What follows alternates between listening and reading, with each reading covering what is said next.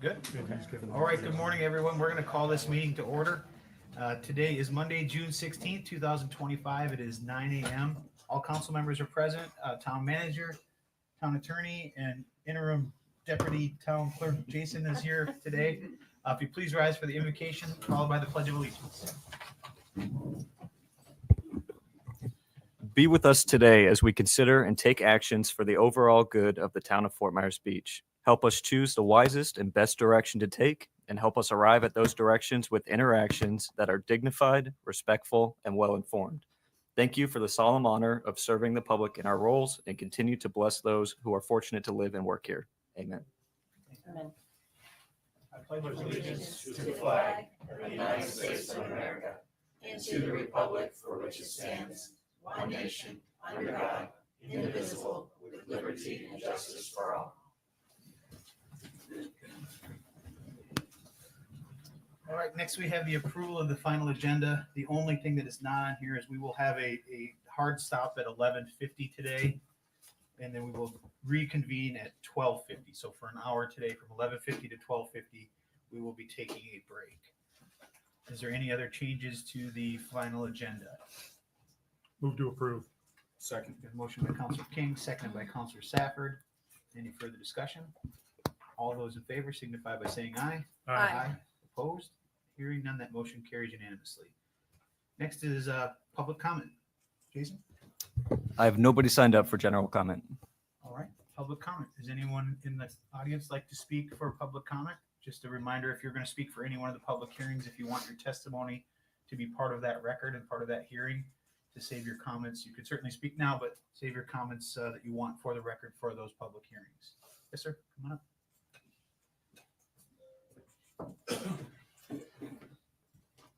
Good morning, everyone. Sorry for not signing up. I'll be very brief. My name's Kyle DeSico. I'm the president and CEO of Sanibel Captiva Community Bank.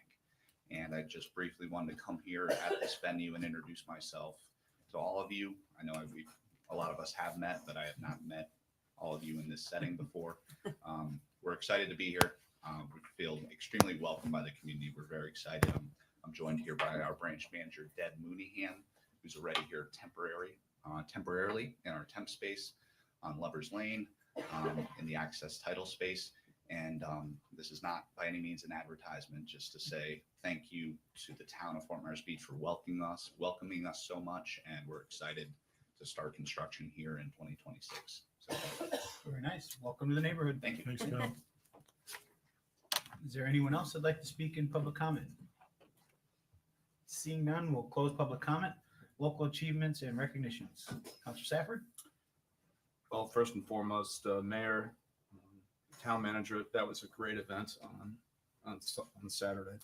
It was fantastic. The community got pulled together. We had 15,000 flags, and it was fantastic. So kudos to you guys for coming up with this and pulling it off in 2 or 3 weeks. And thanks to Ed at Beach Talk Radio for his help as well. Anything else? No. Councilor Woodson? Took the words right out of my mouth. It was great, great event all day. And then we also had the Mound House ribbon cutting for the Water Foundation. That was right after that. Beautiful day out on the dock, getting the expert lesson on how that whole thing works. And yeah, so it was a good weekend. Vice Mayor? Well, I confess I was up in Wisconsin at a family wedding, but from afar they all looked like wonderful events, and so I will ditto that as well. Were you freezing up there? It was actually quite a bit cooler up there, which was very nice. So political. Councilor King? I'll just echo those comments and thank town staff for their hard work involved. Fire department for being there. Commissioner Mullica, Lee County Sheriff's Office with their honor guard was great. And again, thanks for everything. Very good. Yep. I will not reiterate everything that's already been said. We've got a pretty long agenda. So thank you, Will, for the idea. I think that was a great idea. The execution was how it happened in 2 weeks. I'll never know, but I guess a lot of people come together, good things happen. All right. Next, we will move on to advisory committees, items, reports, and appointments. Is there anyone, Jason, is anyone here? Nobody. Oh, okay. Next is the approval of the minutes from the town council meeting of May 28th, 2025, and the town council meeting from June 2nd, 2025. Move to approve. Second. Motion by Counselor King, seconded by Counselor Safford. Any further discussion? All those in favor signify by saying aye. Aye. Opposed? Hearing none, that motion carries unanimously. Next is our consent agenda. We have 3 items on the consent agenda. The first being a resolution 25203 for CDBG DR organizational change notifications for DR 10263 Parks, Facilities and Recreation Revitalization. The second is for resolution 25-204 for CDBG DR organizational change notification DR 10262 North Island Water Tower. And the last one is for resolution 25-205 for CDBG DR organizational change notification DR 10157 for the Recovery and Resilience Planning Project. Is there a motion to approve the consent agenda? So moved. Motion by Counselor King, Second. seconded by Counselor Woodson. Any further discussion? All those in favor signify by saying aye. Aye. Aye. Opposed? Hearing none, that motion carries unanimously. Next, I wasn't prepared. I need my cheat sheet. I was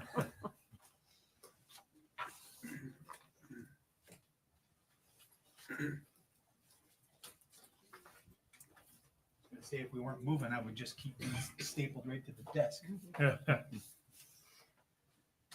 All right, the next, we're in our public hearings, and the next 1, 2, 3, 4 hearings Yes. are quasi judicial.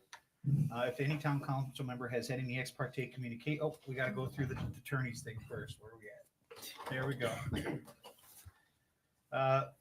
The next 4 items on our agenda are public hearings for review of various land use requests for the benefit of the public. Please be aware that these items are quasi judicial in nature. Our attorney will further explain. Thank you, Mayor. Just for whatever it's worth, the last public hearing that you have is legislative, so that one, the process is a little bit different.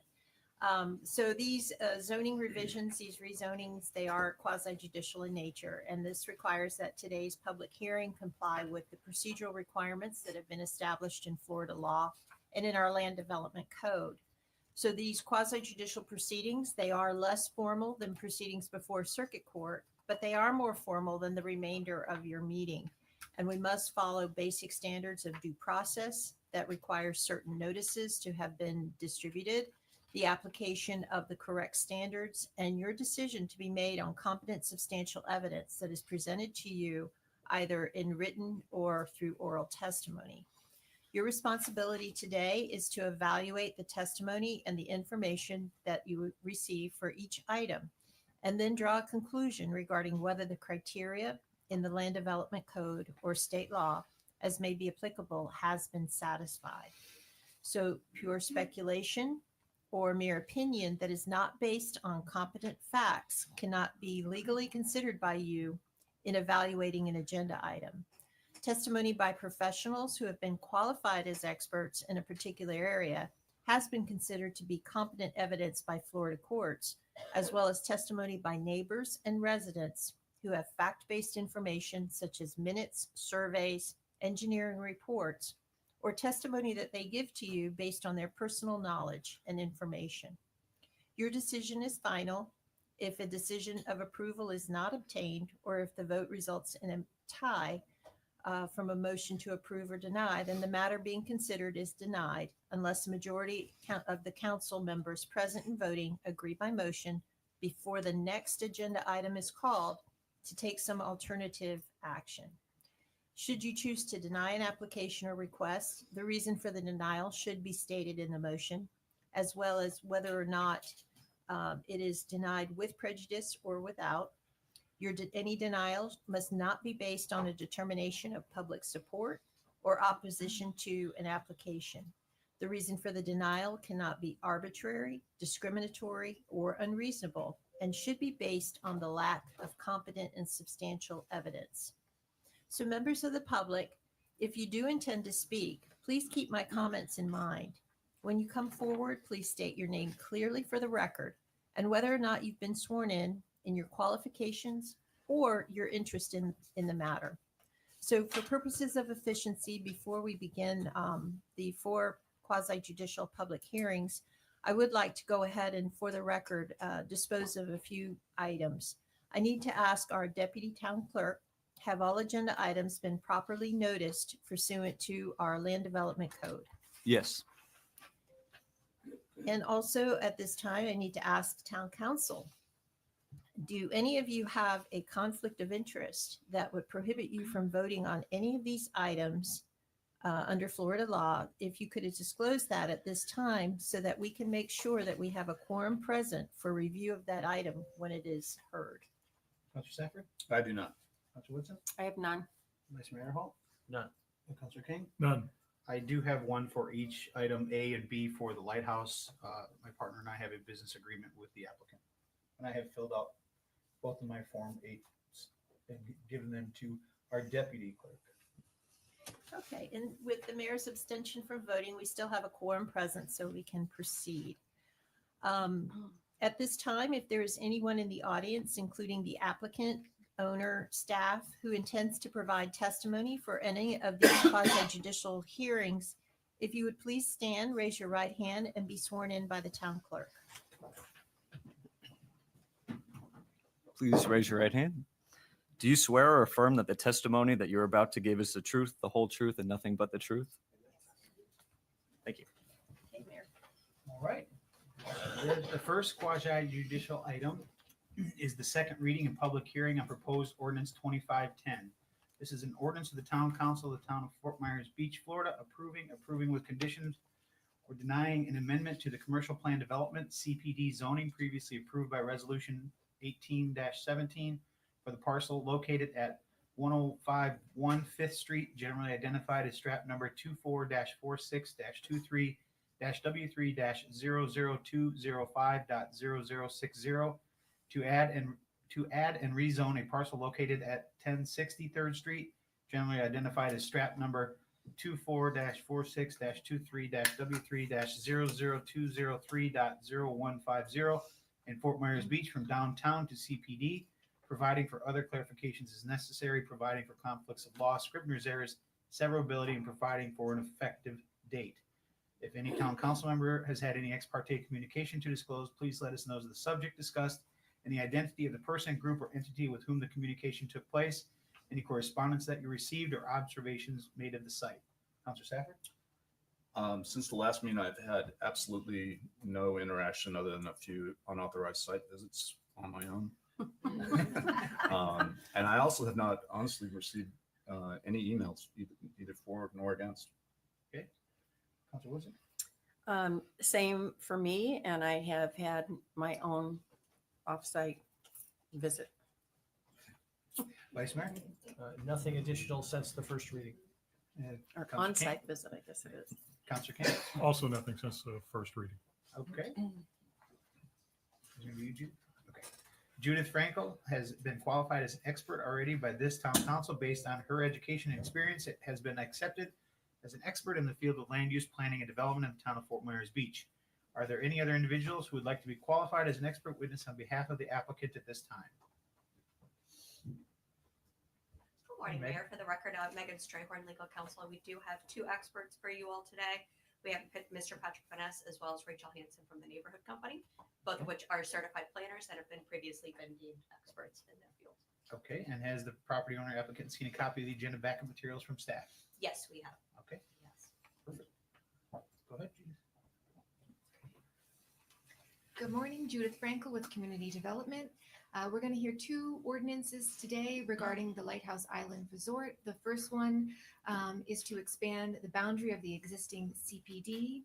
The applicant Neighborhood Company, on behalf of the property owner, Lighthouse Island Resort, Inc., is requesting to expand the boundary of the existing CPD as approved in Resolution 18-17.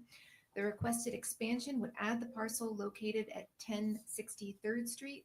This parcel was previously operated as a 3-unit vacation rental property and is currently designated as downtown zoning.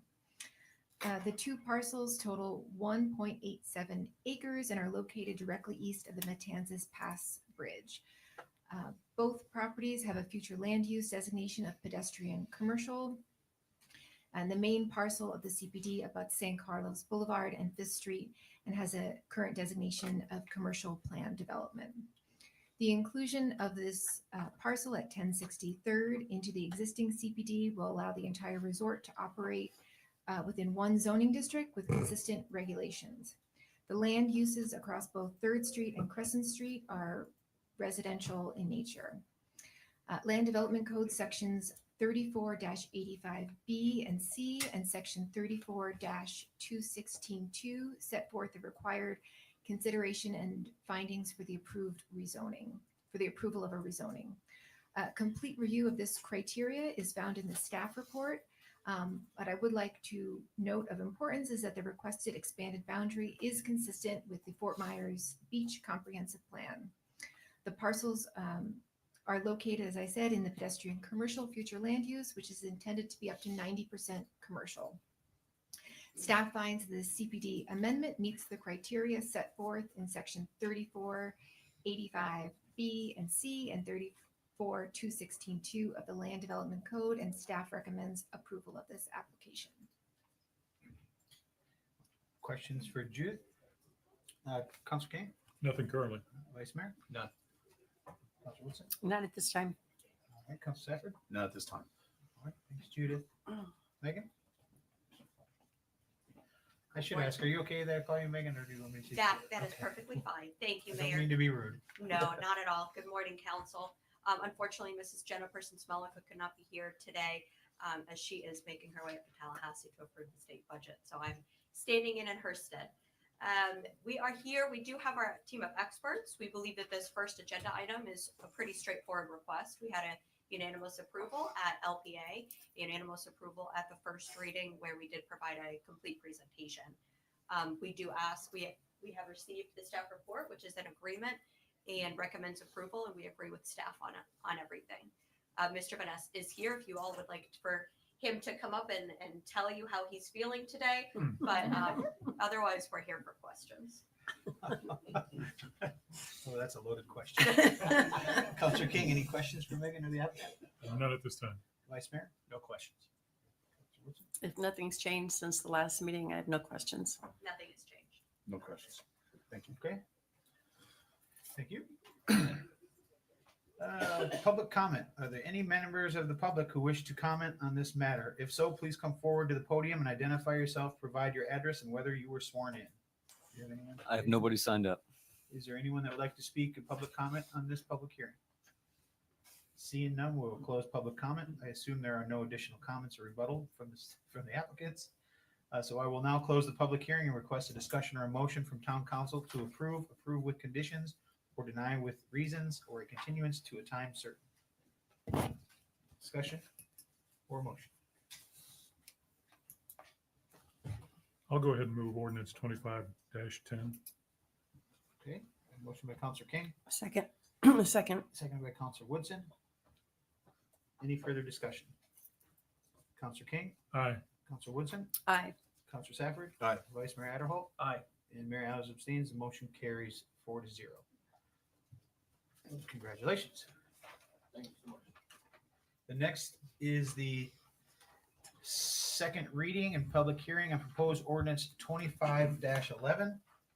This is for 1051 5th Street and 1060 3rd Street. It's an ordinance of the Town Council of Fort Myers Beach, Florida, approving with conditions or denying the commercial plan development CPD zoning amendment for the property located at 1051 5th Street and 1060 3rd Street, generally identified as strap numbers 24-46-23-W3-00205.0060 and 24-46-23-W3-00203.0150 in Fort Myers Beach, to amend the existing master concept plan to allow for A, an increase in the number of hotel units, B, 11 deviations, 1 minimum connection separation, 2, exclusion of under building parking from FAR, 3, increase the height from a monument sign on 5th Street, 4, internal sign illumination, 5, 40.5 feet height with 4 stories, 6, reduction in street setbacks, 7, mural style sign on the east side, 8, 10-foot monument sign on the corner, 9, mural style sign south, and 10, wayfinding pole sign, and 11, 58% reduction in parking requirements, and C, conditions providing for other clarifications as necessary, providing for conflicts of law, scrivener's errors, severability, and providing for an effective date. Judith Frankel has already been qualified as an expert witness by this town council based on her education and experience, has been accepted as an expert witness in the field of land use, planning, and development in the town of Fort Myers Beach. Are there any other individuals who would like to be qualified as an expert witness on behalf of the applicant at this time? Good morning. Again, we all have Mr. Patrick Van Ness and Rachel Hansen, certified planners from the neighborhood company. Okay, and have you seen a copy of the backup material from staff? We have. Okay, go ahead, Jen. Good morning again. The applicant, Neighborhood Company, on behalf of the property owner, Lighthouse Island Resort, Inc., is requesting to amend the CPD approved in Resolution 18-17 and just expanded through Ordinance 25-10. The requested amendment will alter the master concept plan, schedule of uses, deviations, and conditions for this CPD. The currently approved CPD allows for 75 lodging units with a restaurant, bar, and 5,000 square feet of retail space. The applicant is now requesting 130 lodging units with a relocated restaurant and bar and 500 square feet of retail space accessory to the resort. The current proposal increases the walkability of the downtown core through an improved pathway along the Matanzas Pass Bridge, as well as through the resort from 5th Street to San Carlos Boulevard. The applicant is requesting 11 deviations through this CPD amendment, several of which are necessary to maintain the current conditions at the property. I'm going to briefly run through those 11 deviations, and I will let you know which ones are just to maintain current conditions. So deviation 1 requests relief from Land Development Code section 10-285A, which requires a minimum connection separation of 125 feet. This deviation is necessary to maintain the current driveway access points for the property, specifically along 5th Street. Deviation 2 requests relief from the FAR requirements of Land Development Code section 34-633, which includes covered parking in the FAR calculation. Their previous approval specifically listed the exact square footage that they could exclude from the FAR, and this allows them everything under flood that's parking to be excluded from the FAR. Deviation 3 requests relief from Land Development Code section 30-5A1B33, which allows maximum height of 5 feet for a monument sign, to allow an overall height of 9.7 feet for sign C, which is denoted on the master concept plan along this street. Deviation 4 requests relief from Land Development Code section 30-5A1B1 for internal illumination. This deviation was previously approved, and there's not any proposed changes now to the existing illuminated signage. Deviation 5 is from Land Development Code Division 4, Table 34-3 for the CR zoning district, which limits height to 30 feet zoned. The applicant is requesting to allow maximum zoned height of 40 feet and 5 inches above base flood elevation, and a maximum of 4 stories, which is 3 stories above flood and 1 level of parking. This will mainly be in Building 5, which is denoted on the master concept plan. Deviation 6 is from Land Development Code Division 4, Table 34-3 for the CR zoning district, which requires street setbacks of 10 feet to instead allow for build-to lines of 0 feet and 6.75 feet. This is more in keeping with the zoning for the downtown district rather than the CR, which is what the code requires when you're doing a CPD, to look at the CR zoning standards. And this will help, will allow them to maintain the existing setbacks. Deviation 7 from Land Development Code section 30-5A1A, which allow maximum of 32 square feet of signage. They are requesting on the east elevation of Building 5, 104 square feet as depicted on the master concept plan.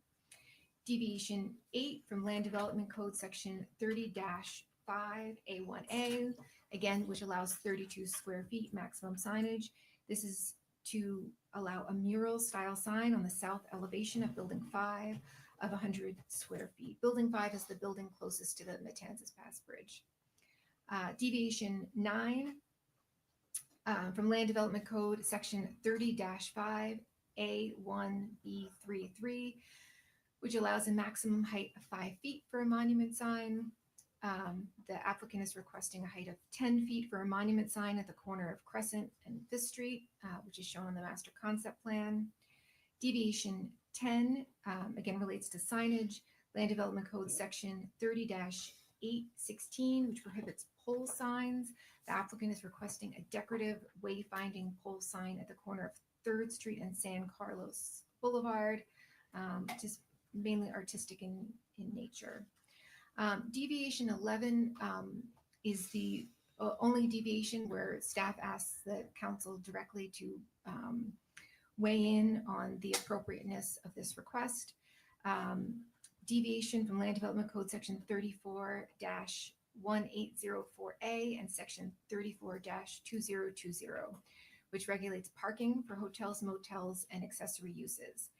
The applicant is requesting a 58% reduction in the parking requirement for a total of 82 on-site parking spaces.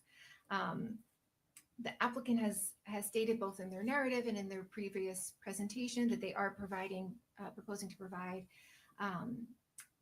golf cart spaces, 8 golf cart spaces, and 2 bicycle racks. The Land Development Code only gives credit for 1 bicycle rack with a minimum of 4 bicycle parking spaces. So they've offered to provide more than that, but in terms of credit, the Land Development Code limits it to 1 bike rack. The existing CPD was approved with 100 parking spaces for 75 hotel units, 4,300 square feet of restaurant, 420 of office space, and 5,000 square feet of retail uses. The retail uses have been greatly reduced. They're only requesting 500 square feet for retail accessory to the hotel and not geared towards outside attraction. There are also 7 on-street parking spaces along 5th Street adjacent to the resort, but they are public parking spots regulated by the town and not solely for the use of the resort. In considering the deviations, Land Development Code Section 34-2164 asks that all deviations must be approved with modification, or rejected based on a finding that A, each item enhances the achievement of the objectives of the plan development. Staff finds that the requested deviations are related to an efficient functioning of the master concept plan, except for deviation 11. B, the general intent of the chapter to protect the public health, safety, and welfare will be preserved and promoted. Staff finds that the proposed deviations preserve public health. Each deviation operates to the benefit, or at least not to the detriment, of public interest. The deviations are not found to be a detriment to public interest. Each deviation is consistent with the Fort Myers Beach Comprehensive Plan. The deviations are consistent with the Fort Myers Beach Comprehensive Plan. Further, in considering the rezoning in general, we're required to look at Land Development Code Section 34-85B and C and 34-216-2 for the required considerations and findings. A complete review of the criteria is found in the staff report. However, it's important to note that the CPD amendment is consistent with the Fort Myers Beach Comprehensive Plan. The requests, including but not limited to the increased density and height request, are consistent with the comprehensive plan. Of specific note is policy 4C4 on building heights taller than the standard height limit. Additional height is being requested here. However, the town's comprehensive plan allows for additional height through the policy for parcels that are contiguous with taller buildings. In this case, the Lighthouse Island Resort currently allows a maximum height of 37 feet above base flood elevation. Margaritaville, directly south of the subject property, allows for a maximum of 4 stories or 40 feet, as well as this site is directly next to the Matanzas Pass Bridge. The proposed amendment is requesting a zoned height of 40 feet and 5 inches above base flood, which is consistent with the neighboring buildings and structures. Staff recommend that the town council consider the parking space reduction request in deviation 11 and determine if that is appropriate for the site or if that request should be altered. A minimum of 1 parking space per room, 130, would better accommodate guests and employees. The applicant is offering programmatic alternatives to driving for both guests and employees, but staff is not able to evaluate the effectiveness of those policies at this time. Staff find that the CPD amendment meets the criteria set forth in section 34-85B and 34-216.2 of the Land Development Code. If town council determines that deviation 11 is appropriate, staff recommends approval with conditions of this application. I did want to note that together with the applicant, we have made some slight changes to the conditions of approval to the version that's in your packet. I believe the applicant is going to walk through them. They're really very minor grammatical, just punctuation kind of adjustments, nothing really substantial. But I think we can have a copy of that for you, but nothing particular of note there in those adjustments. Okay. John, questions for Judith? None currently. Vice Mayor? Judith, I was curious, the applicant's asking for 55 additional lodging units. Mhm. What would the applicant be entitled to by right? So this is an interesting situation because, and I don't have their parking calculation in front of me. They could walk through that. The area had originally, when the area was first developed, been parceled as single family residential. And so there are a number of residential individual lots, and it was included in their packet there. I believe there's 20 residential, they'll let you know the exact number. But so because there were, I think it was 20 underlying parcelization there, what they've done is they've calculated the equivalency factor based on that underlying original parcelization of the area. So if it's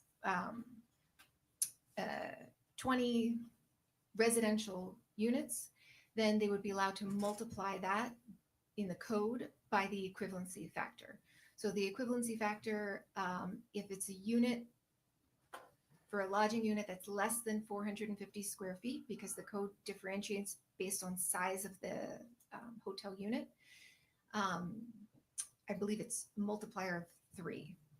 So 3 times 20, 60, and what they're requesting based on that underlying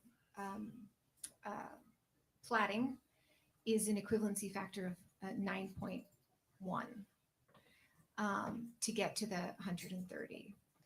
What staff had said previously, what we discussed at the last meeting, is that that equivalency factor is not really an apples to apples comparison in terms of actual density provided. Because there's other nearby lots that we've talked about that didn't have that underlying residential platting, so they couldn't utilize that framework. The comprehensive plan limits density in most places to 6 units per acre, unless there are some special circumstances.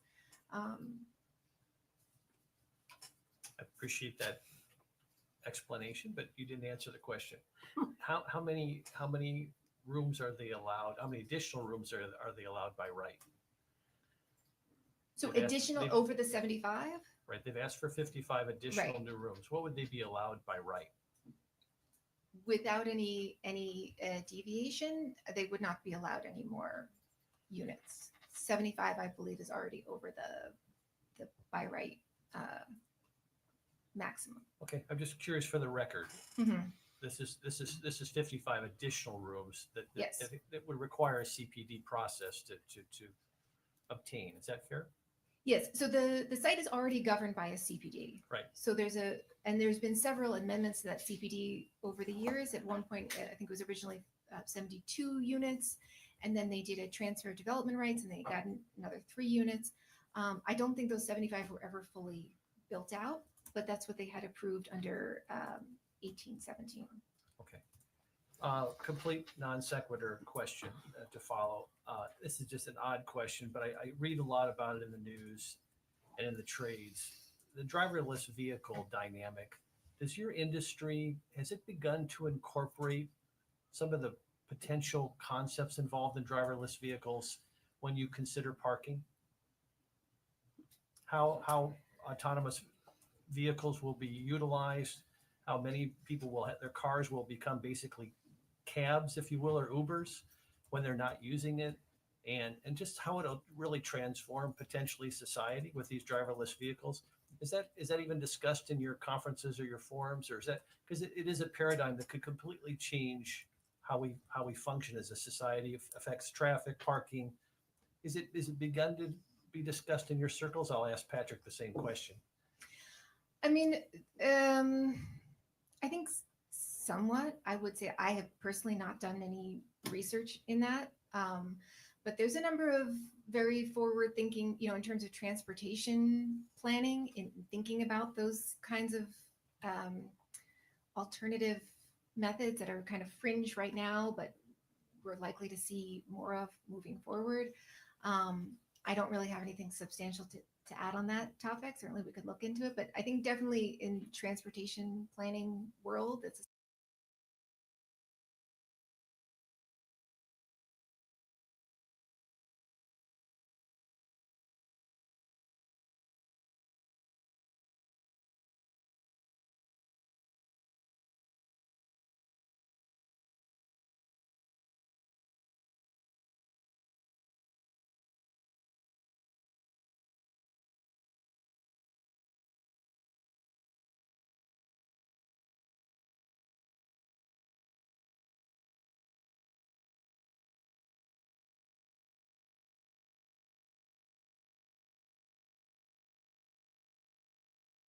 something that people are thinking. Yes. Oh, did I Yes, forget we to ask were that? gonna- I apologize. Yeah, I we- did. I yes, forget we to ask were that. gonna- I apologize. Yeah, I did. I was going to bring it up before the applicant. Okay. Yeah, I skipped right over that. Yeah. It's okay. One of those mornings. Yeah. Okay. Cool. So we'll do it now then. Scott, any Aye. ex parte communication? Not since the last meeting, no. Councilor Woodson? None since the last meeting. Vice Mayor? Same. Councilor Safford? No. Councilor King? It's one of those mornings already. 9:39, let the record show. All right. Nothing. See, when I don't get the We're gonna have vote, a- I make a we're road check. We're gonna have to put a jar up there. No kidding. A reverse swear jar. All right. Megan? Good morning again, Mayor, Council. Again, Megan Strayhorn for the record. I'm an attorney with Strayhorn and Persons Molica here on behalf of the applicant property owner. There has been no changes from the first reading until this reading. We come to you with a unanimous LPA approval as well as a unanimous motion to move on to the second hearing from our first presentation. There we did provide a full presentation at the first reading. As Judith had indicated, there are very, very minor revisions made to the conditions of approval, but there are some topics that I'd like to touch on that Judith had touched on prior to getting into those items. So the 40 and a half feet that we were requesting for the expansion of the zoned height, this will allow, whether we say 40.5 or 40 and a half, allowing for that little extra wiggle room. And we are requesting for deviation to 11 to allow for a 58% reduction in the parking. This would amount to 82 on-site parking spaces with the location of this resort. It is right in the core, and the comprehensive plan provides a lot of incentives and opportunities to increase pedestrian engagement and decrease the reliance on motor vehicles. So we are comfortable with providing the 82 parking spaces and do request that deviation. However, if there are further questions, I will be putting Mr. Vanessa on the spot, and we can then hear about how he's feeling today. That's all that I have to touch on regarding the deviations and Judith's comments. Turning to the conditions of approval before you, there are a total of 13 conditions. However, there are only 3 that have been highlighted here. They are not substantive changes. The only reason why I would do this very briefly is because the items that you're looking at is different than what is in the agenda packet and different than any members of the public. So regarding condition 2, rewording that to provide a little bit more clarity of prior to approval of the development orders. Condition 5, rewording the first sentence to now read the pedestrian walkway that runs along the San Carlos Boulevard / Sky Bridge must be lit for safety.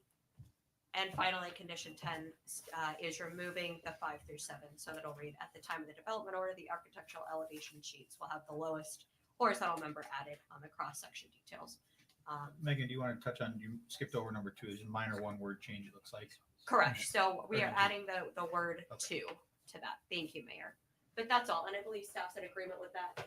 As stated, they're not substantive, just being nitpicky at this point. But we're here for any questions. Megan, I have a question. Can you explain number 10? I don't. Horizontal member. So there are architectural elevations. One of the reasons why we're asking to remove 5 through 7 is in the event that the sheets change, they are renumbered. But regarding the lowest horizontal member added to the cross-section details, I don't know if perhaps Judith or Pat want to. So it's not a major item.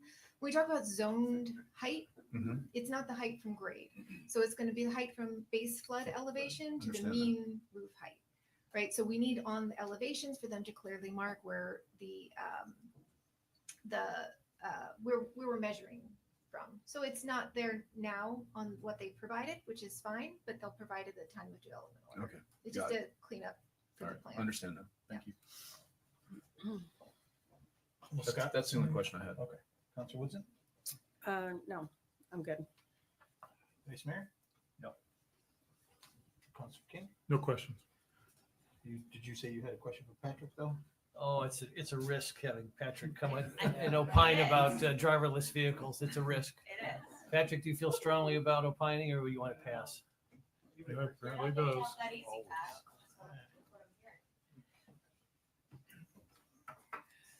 Good morning, Patrick Vanass, certified planner with the neighborhood company. Before I get into this, you gave me an opportunity. I just want to say that we have a great town. Today's a beautiful day. Our beach kids are starting sailing camp today. And that's just a perfect example of how we're using the Mountain House, and our nonprofits are coming together and putting these kids in these beautiful little boats, and they're having a great day. So kudos to this town. With that said, yes, planners all over the country are looking at transportation issues and how I just got 5 credits last year for my continuing education about the whole issue. And there's a lot of debate where I think it's coming, especially planners out in California are already looking into this in detail. There's a bit of a debate in the industry of obviously it's going to help for parking. Is it going to help on a transportation basis, because are the cars going to be rotating, or are they going to be parking at big parking areas somewhere outside the cities and coming in? So I think it's still up for debate. But one interesting thing that I learned from that is, we collect gas taxes, and if we have fewer cars, we're going to have to find another revenue source. So apparently the way to get the revenue source with automated cars is to control the curb and to charge per linear feet people using the curb. So that it is definitely being discussed. Very interesting topic, and we're going to see more on this in the next few years for sure. Thank you. Hold on, Patrick. Maybe somebody else has a question for you. No, but I really like the shirt. Thank you. Second question? I'd love the sailing camp. Councilor King, any questions for you? No question. All right, thanks, Patrick. All right, we'll now open it up for public comment. Are there any members of the public who wish to comment on this matter? If so, please come forward to the podium and identify yourself. Provide your address and whether you were sworn in. I have nobody signed up. Is there anyone in the crowd that would like to speak at the public hearing? Seeing none, we'll close public comment. I'm assuming there's no rebuttal comments at this time. I will now close the public hearing and request a discussion or a motion from town council to approve with conditions, deny with reasons, or a continuance to a time certain. Mayor, I'll move ordinance 25-11 with the 13 conditions of approval. We'll get to the discussion part. So we've got a motion by Counselor King, Second. second by Counselor Woodson. Discussion. Judith? Yes, I just wanted to point out on the record, the advertised zoned height was 40.5 feet. And what we've been discussing is 40 feet 5 inches. So it's a discrepancy of 1 inch. I don't have a problem with the 40 feet 0.5 allowance. Their master concept plan does say 40 feet 5 inches. So I just wanted to put that on the record. So I don't know if Judith, are you looking for clarification between 40.5 and 40 and a half? Yes. it's off by 1 inch. I don't think that that's a problem for staff moving forward, but I did want to clarify. So when you're making the motion that you're approving the 40 feet 40.5 feet, which is 40 feet and 6 inches. Is the motioner aware of that? He is now. One more item to clarify. I believe it was 13 deviations that was listed, but we have 11 deviations. I said 13 conditions of approval. There we go. Yeah. My apologies. Yes, That's all 13 right. conditions of approval with 11 deviations. Yes, the And- conditions of approval are not listed in the title, but the 11 deviations are. Very good. All right, we have a motion by Counselor King, a second by Counselor Woodson. Any further discussion? Counselor King? Aye. Counselor Woodson? Aye. Counselor Safford? Aye. Vice Mayor Adderhope? Aye. Mayor Allies abstains. The motion carries 4-0. Congratulations. Thank you so much. Next is item C. This is a quasi judicial item. It is the second reading and public hearing on proposed ordinance 25-12 Salty Crab redevelopment. This is an ordinance of the Town Council of Fort Myers Beach, Florida, approving with conditions or denying to rezone the property located at 1154 Estero Boulevard, generally identified as strap number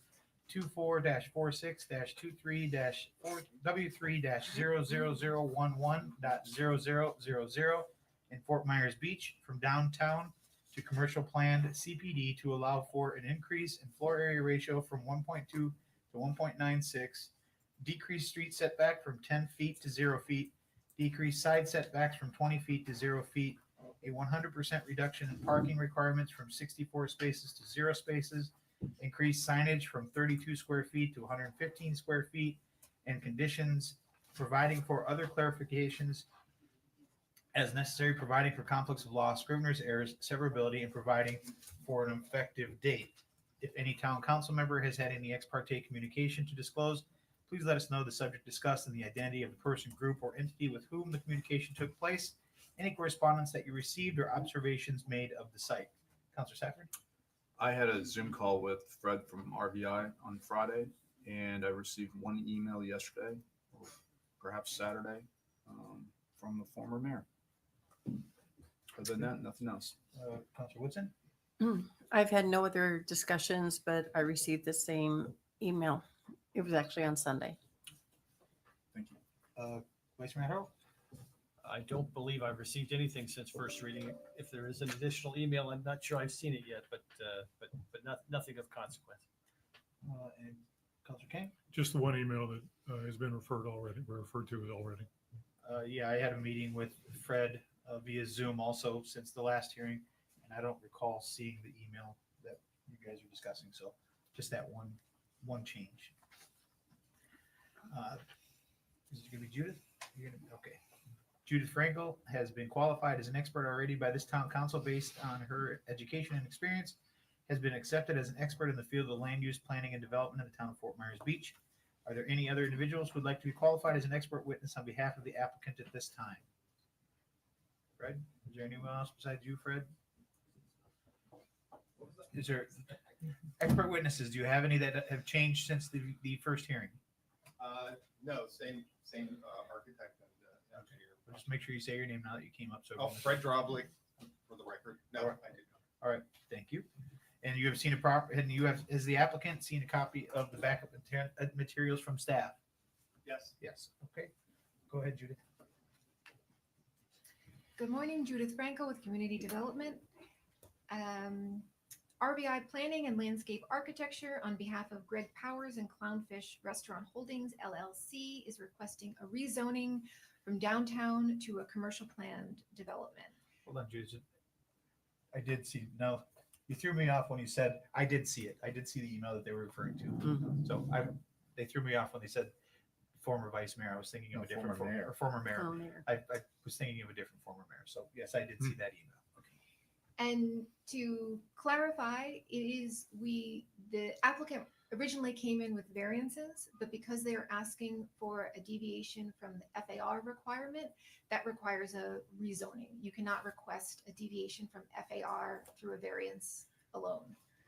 So that's why we're bringing you the CPD here. As I said when we had the first reading, when you are doing a commercial plan development, you're required to look at the commercial resort zoning standards, whereas this parcel lies in the downtown zoning. And the downtown zoning essentially makes more sense for this property because of its location.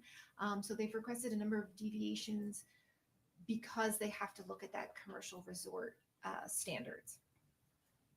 And I'll walk you through that when we get there. The request is to rebuild the Salty Crab restaurant, as well as an ice cream shop at 1154 Estero Boulevard, after the existing establishment was destroyed during Hurricane Ian. The proposed CPD includes 5,256 square feet of the property landward of the coastal construction control line. The application was heard by the LPA on May 13th, and the LPA voted 7-0 to approve with conditions. It was suggested at that meeting that the applicant discuss their proposal with Lee County, which I believe that they have done. I'm going to walk through the requested deviations. Deviation 1 from Land Development Code Section 34-654, Table 34-2 for street setbacks.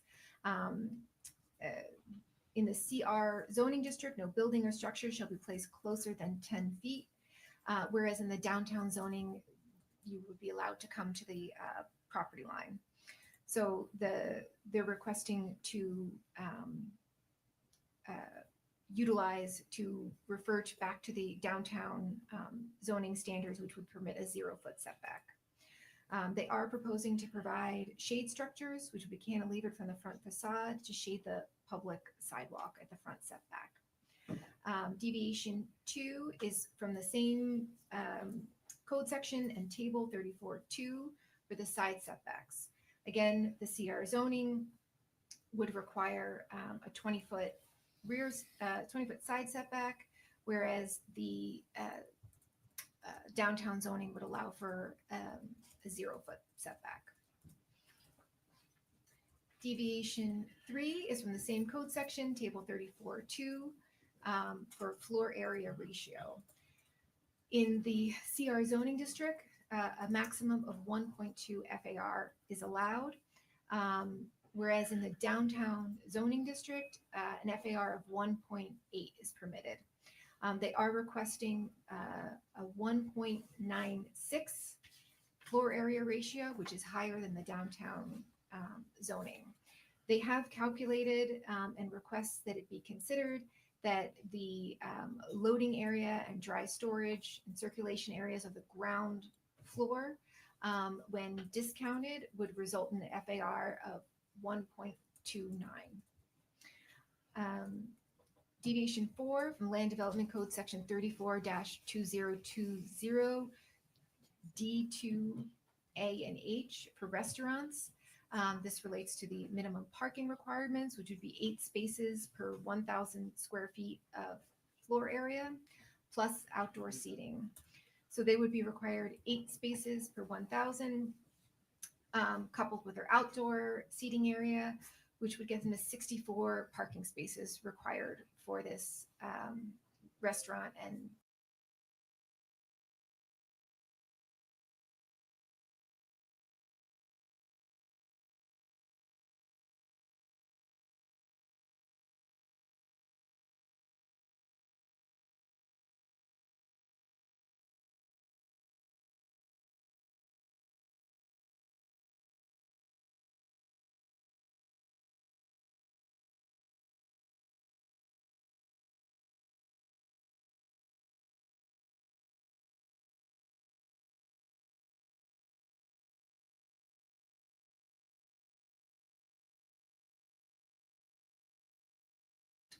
ice cream shop, 32 square feet of sign area for the salty crab. The ice cream shop will have its own signage and will not need a deviation for that sign type. In their renderings, you can see the signs that they are proposing. Their side facade that faces Crescent Park is quite long, and they would like to have a sign that's in proportion to that size of the that side of the building there. In considering the deviations, staff looks at Land Development Code Section 34-216A4, which requires approval with modification or rejection of each requested deviation based on a finding that A, each item enhances the achievement of the objectives of the plan development, and staff concurs that it does. The general intent of the chapter to protect public health, safety, and welfare will be preserved and promoted. Staff believes that it does, although the town council should consider whether rigid compliance to the 1.2 FAR limit is necessary to protect public policy. C, each deviation operates to the benefit or at least not to the detriment of public interest. Staff believes that it does. Each deviation is consistent with the Fort Myers Beach Comprehensive Plan, and staff concurs that it does. In considering recommendations to the LPA and Town Council, we look to Land Development Code sections 34-85B and C and 34-216-2, which sets forth the required considerations and findings. A full listing of all of those findings and considerations is found in the staff report. It's important to note that staff finds that the request is compliant with the Fort Myers Beach Comprehensive Plan. And staff recommends approval with conditions of this application request. I will note there was a discussion at the first reading about deliveries and how that's going to be handled. The applicant has some further information to present to you on the proposal for that. The Land Development Code, because it is less than an acre, does not require have a dedicated loading, which is why it's not reviewed specifically in the staff report. But it is something to consider that circulation, because certainly we don't want to contribute to delays along Historic Boulevard. Are there any questions? Quick question on that. In the meeting with Fred that I had via Zoom, I don't want to speak for Fred, it sounds like they're working on a solution for this issue that we've all brought up. Does it make sense to add that in as a condition of approval, that before an LDO is approved, that they will have provided a solution to that problem? Assuming that Yep. the applicant would In be. agreement, I've spoken with our community development director about I don't know if he wants to talk or we want to wait till the applicant comes up, but to talk about the use of the town-owned lot, which does not begin charging for parking until 9 a.m. and the potential use of that. So we could require an agreement with the town prior to development order. Well, I'm wondering if it makes, just because I was thinking about it after a previous hearing of ways that we could have done some things without being very specific. And does it make sense to have a condition in there that whatever, whether it's with the town or whether with it's another property owner, that they will provide a solution for their deliveries before the land development order is granted? Instead of being specific, whether it's Sure. the town, could be somebody else's, but they will provide that as a condition of approval before they get their land development. Sure. order. Delivery, loading, unloading plan. Plan, yeah. Yep, we could do We'll that. let Fred speak about it when it comes up. Okay. Scott, any questions for Judith? No, I'm looking forward to hearing about the plan. That was my big issue that was my only issue with the project. Council Wilson? I'm good right now. Vice Mayor? I would just add that I also received the correspondence from the former mayor as well, but no questions. Council King? No questions. The other question I had is based on the email that we're talking about. Have you had a chance to review that email, or have you had a chance to see the context of it? Yeah, I looked at it this morning briefly. And I think you've covered one already when it comes to the reason for a CPD versus going through straight special exceptions or Mhm. deviations or variances. The other one was brought up about the 5-foot ADA sidewalk. I know we talked about that at the first hearing. That sidewalk is not going away, so that zero setback will be up to that sidewalk, not up to the hotel to the south or east, however you want to say it. Mhm. And then the other one was in regards to a refusal, first right of refusal, buyback. I know that's not in your purview, but just you did receive the information, you did see it, and there's no yes. issues in regards to what they have brought up. No, I'm not aware of that. That was my first time looking at that. Mhm. The ownership is not necessarily is something that we consider in terms of developing a property, who owns it, or when it gets Mhm. sold. But the other two things you've already covered. Yep. So, all right, maybe Ken I'll talk to Ken about it, but Fred. all right, thanks, Judith. Ken? Fred. Or Fred. Fred. God, why do I keep calling him Ken? Where's that jar? Yeah, right. Where's your name tags? We need those big, ugly white name tags for everybody. Maybe that'll help. I'm gonna make some kind of radical change. I Right. might hear something weird. Plausible deniability if you ever get in trouble. I That's guess. true. Yeah. I appreciate it. Fred Drobick for the record from RBI Planning and Landscape Architecture. So I think we have some slides. Yep, there we are.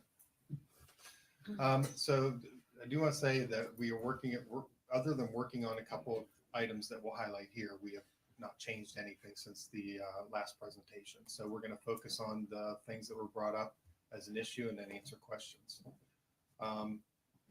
I do have people here from, Greg Walden is here from BDG Architects to answer a question, and I have Keith Diaz here as the project manager for the owner. He is here as well if we have questions there. So one of the big things brought up was deliveries. So I put together an exhibit to show what we feel is is an optimum solution. Community Development Director Frankie came up to us and offered this as a possibility. We think it's a win for everybody. For large truck deliveries early in the morning to that town-owned lot, and then it's a 450 foot dolly to the front of our store. I mean, and no crossing Estera Boulevard. I think it's a win all around. With the condition, we are okay with the condition as well. So what I wouldn't mind seeing though is that at the local development order stage, that we need to have draft agreement language in place. But if we have it finalized before CO, because it's an operational issue, and sometimes these things take 2, 3, 4 months to work out the final agreement. But at LDO, to control that, we wouldn't be able to get our CO and actually start operating until the agreement was signed in place and executed. And that would be our ask for that. So we have time at the LDO to work through those, during the LDO to work through final language. Reasonable to me. Right. Agreed. And with that, it sounds like we're going to move forward on that, so we're excited. And thank you so much for the cooperation. Great idea. Before you move on, Yeah. one thing I know there was talks about what are the hours of operation with that site, and we've had issues in the past where the deliveries for the site were supposed to be at a certain time, and then at 9 o'clock because of traffic or whatever, they would all of a sudden show up late and be blocking traffic, and it became an issue. So I really want to make sure you get that worked out. because if for some reason they show up late, now the parking lot's full in the middle of season, that they try to do their best to work around that, because then they'll say they don't have a place to park and we're going to be right back where we started.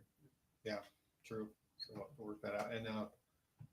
And my understanding is even though they don't start charging till 9 a.m., that some people use it before 9 a.m. So just want to make sure and work out the language on how that works Well, out as well too. Not to bring up old memories, but the issue we had with the park next door is they were blocking some ADA accessible parking spots. Right. And a gentleman was always down there at 5 o'clock in the morning and they were blocking his parking spot. So we don't want to get into that again. Yep. And the owner's very aware of the hours and try to get that new worked out with the agreements when we start operating. So yep, we'll work hard on that language and get that right. And then from the other piece of that was brought up is, and generally brought up for the town, is the wave dissipation wall. So this, and then the case after this, we're asked to really educate our client on what that is, what it looks like. So we spent quite a bit of time. We've watched all the presentations made to the town about the wave dissipation wall. We've done our own research. We've reached out to J.R. Evans and Elizabeth Fountain. She's given us a plethora of information about it, and I've gave the contact of the ownership here, her information as well to coordinate that. So, and ask questions too. So we have a great understanding, I think, of the benefits of it, which are significant. So we think that we understand it's a 3.5 foot wall beyond the CCCL line. The reduces wave action for the subject property and the properties behind. So it's not just a subject property benefit. It is across the Estero Boulevard and beyond, the benefit of it. Through a clomer, the big deal for salty crab would be through a conditional letter of map revision that changes the zone that we're in from BE to an AE zone, can now activate the bottom floor. And so it's maybe some of the back of the house or just additional seating or just bar area, something that we are hoping to put on there that would be extremely complicated way to do it now would be a more standard way to be done. I mean, so a huge benefit for the salty crab.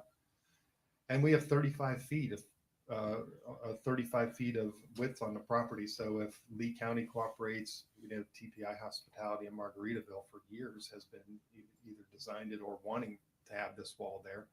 So to not participate for a 35-foot stretch in between and not activate the commercial or the bottom floor doesn't make sense to us. We object. We don't object. We would ask that it's not a condition of approval or condition of zoning at this time to participate, but we have every intention to fully cooperate and participate when we get to know the details, the plans, the design, the construction, the costs, and all that. Once we figured that out and we had the studies a little farther down the line, it is fully to our benefit, and we understand the town's benefit to participate, just not as a condition of zoning is what we asked. And then the other side that allows reduces the beach erosion, the building damage, the scouring as we know it now. So that's our understanding of it. There's probably more benefits that I'm missing. They have a few concerns at this stage just because it's unknown. They have that COP that's beyond the CCCL. So how does the wall work with getting access to there? So the study and the design will be a big deal, but I'm sure nothing we can't work out to make this benefit work for our property and the town. I guess we got a quick question for Nancy. I understand the need to not want to have a condition because we don't know yet.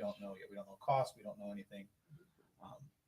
Are you comfortable in his testimony that it sounds to me like, to his point, it wouldn't benefit you not to participate in this? Right. Are you comfortable with just the testimony going forward as participation? I don't know how Fred feels, but I like his language. Perhaps a condition that just says that you would cooperate, discuss, and work in that regard. I mean, that is some action on their part, a condition, a little bit more assurance on your part that discussion is going to take place. But it's not a commitment, but still, it's something more than just kind of testimony.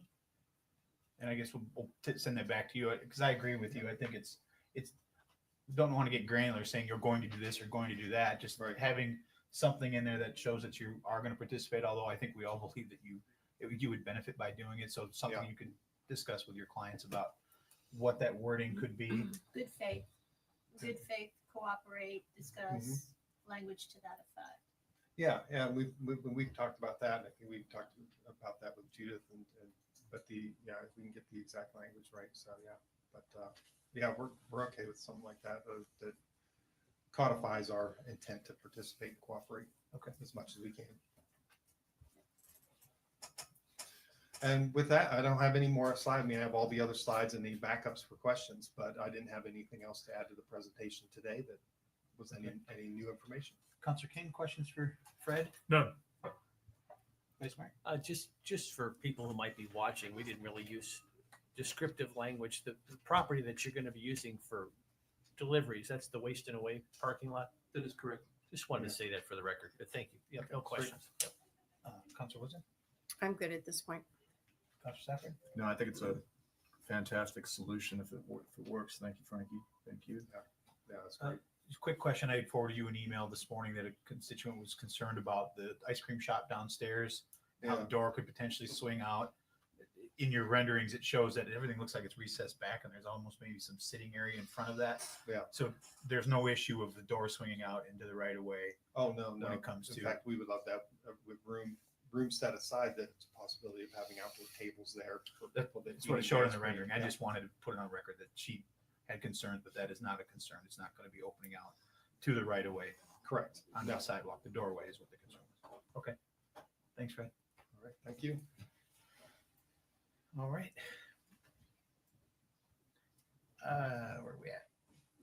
Public comment. Oh, yes. Are there any members of the public who wish to comment on this matter? If so, please come forward to the podium and identify yourself, provide your address and whether you were sworn in.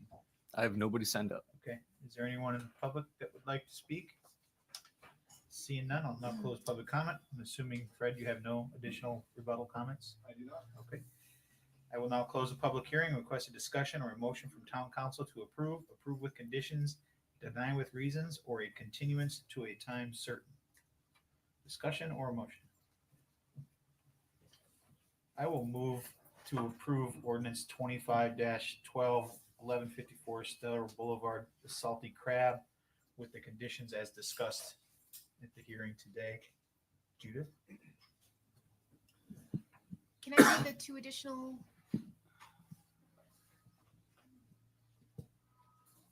Right. Yeah, just go up to the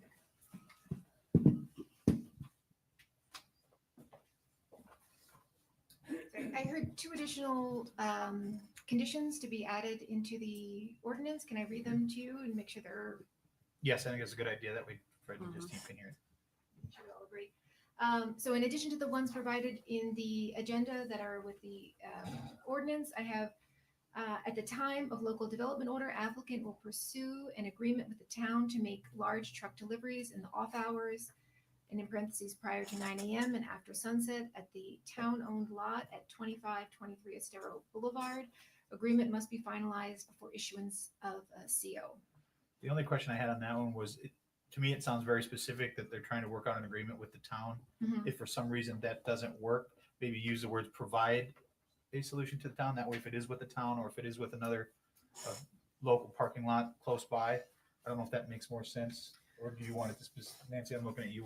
Or do you want it more specifically that they're going to, because to me, this reads, they're going to specifically work with the town.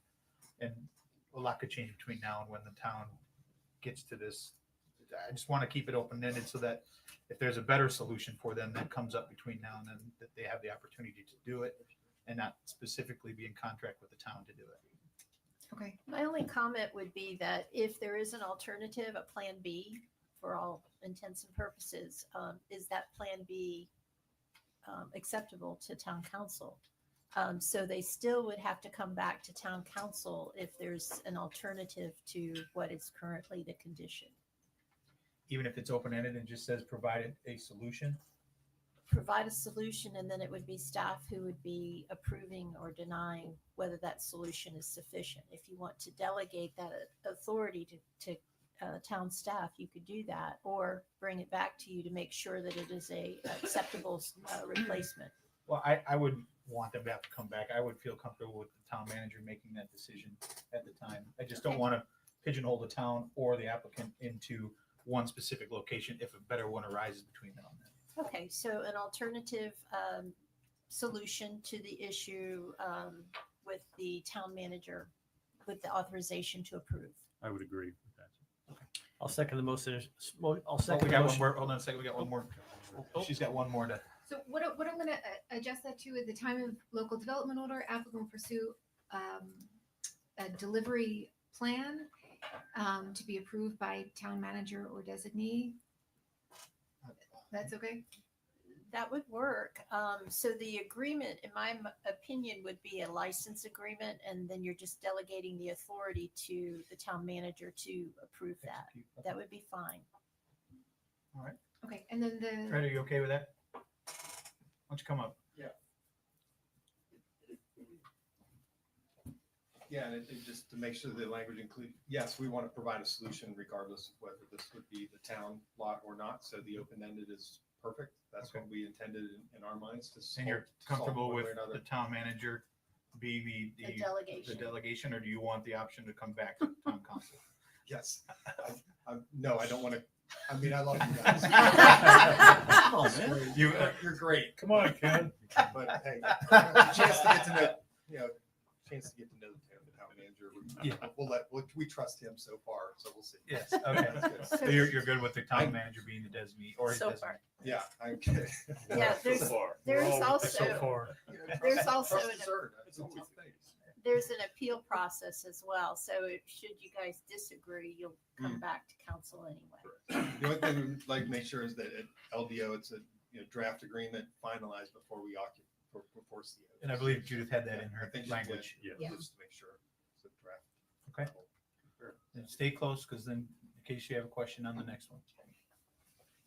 so the second one, which I took the language from their presentation, applicant agrees to make a good faith effort to cooperate and fully explore participation after the result of the study is complete, economic impacts, benefits are determined, and location and design plans are solidified for a wave mitigation slash dissipation wall. Are you okay with your wording? Oh, yeah, I think it's brilliant. So does Ken. I bet you did. All right. And then my motion is based on the conditions that Judith Frankel just laid out here for us, and Ken, Fred. I did that one on purpose. but, Sure you did. yeah, that Fred also agreed to. I'll second the motion as amended. Okay. Got a motion by Mayor Alice, seconded by Vice Mayor Adderholt. Any further discussion? I'm an aye, Vice Mayor. Aye. Counselor King, Aye.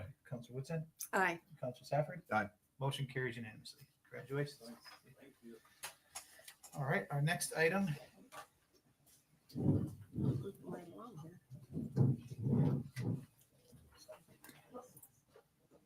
is a quasi judicial item, and this is a second reading and public hearing on proposed ordinance 25-13, Estero Island Beach Club. This is an ordinance of the Town Council of Fort Myers Beach, Florida, approving with conditions, denying to rezone the property located at 1836 Estero Boulevard, generally identified as strap number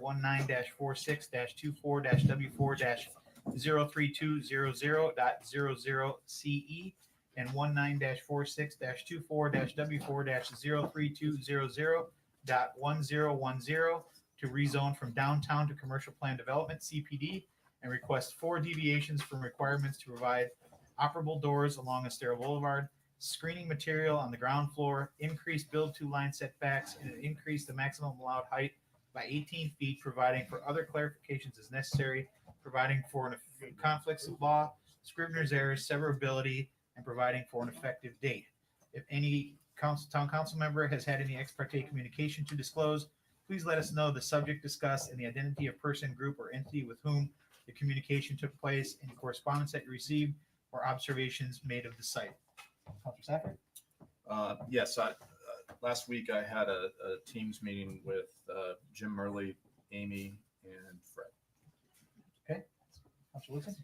I had a Teams meeting and I also had a conversation with Amy Teagle. Vice Mayor Adderholt? I don't believe I've had any additional communication since first reading. Counselor King? I have had none. I've had the same meeting as described by Counselor Woodson and Counselor Stafford. I've also received emails from a resident with concerns about potential town parking being provided on either side, which I believe was covered in the first hearing. But other than that, I've not received any other communication. I got that one too. Yeah, I did too. Yeah, I do too. I forgot about that. All right. Jason Smalley has been qualified as an expert already by this town council based on his education and experience has been accepted as an expert in the field of land use planning and development in the town of Fort Myers Beach. Are there any other individuals who would like to be qualified as an expert witness on behalf of the applicant at this time? Fred, anyone new? No one knew. No one new. Okay. And you have seen a copy of the backup material from staff? Amy's nodding yes. Okay, go ahead, Jason. Good morning, counselors, staff. My name is Jason Smalley. I'm the senior planner with your planning and zoning department. As you mentioned before, today before you is the second reading for the Estero Island Beach Club. This is for the redevelopment of a 75-unit timeshare and the accessory structures on the site. The applicant is requesting 4 deviations, as was mentioned earlier by the mayor. I'd like to go through briefly with those since we have gone through this the staff report a couple times now before LPA and your first reading. I'd also like to point out that the town council was given a document called Exhibit A, Condition of Approval. There are no real changes here during this process. What had been asked for is a little bit more fulsome description of the benefits and the conditions that you saw in your staff report. So what the attorneys and the applicant's planner has put together is a little bit more information about what those conditions of approval are. And so it's going to be larger than what you see in your staff report. The change, we'll go through all of those as well in this process. But again, there's no additional changes between what was read through in the first meeting and what you're getting today. This is just a bit more information about those conditions of approval. So I'm going to go ahead and jump right into here. As I mentioned before, they are requesting to rebuild a 75-unit timeshare building. This is a structure that existed prior to the storm. Under the current code, they are proposing to redevelop roughly 92,000 square feet. Under the existing floor area ratio of 1.2, they would be allowed to develop 100,000 square feet. So they do have a little headroom here as far as what they are allowed to develop, but they are developing under what would be allowed for in this code. Going through the deviations, the first one is a request to deviate from Land Development Code 34-995, B1 and B4. So the deviations here are generally understood to be that the building under the code should provide a primary entrance to the street. That would be Estero.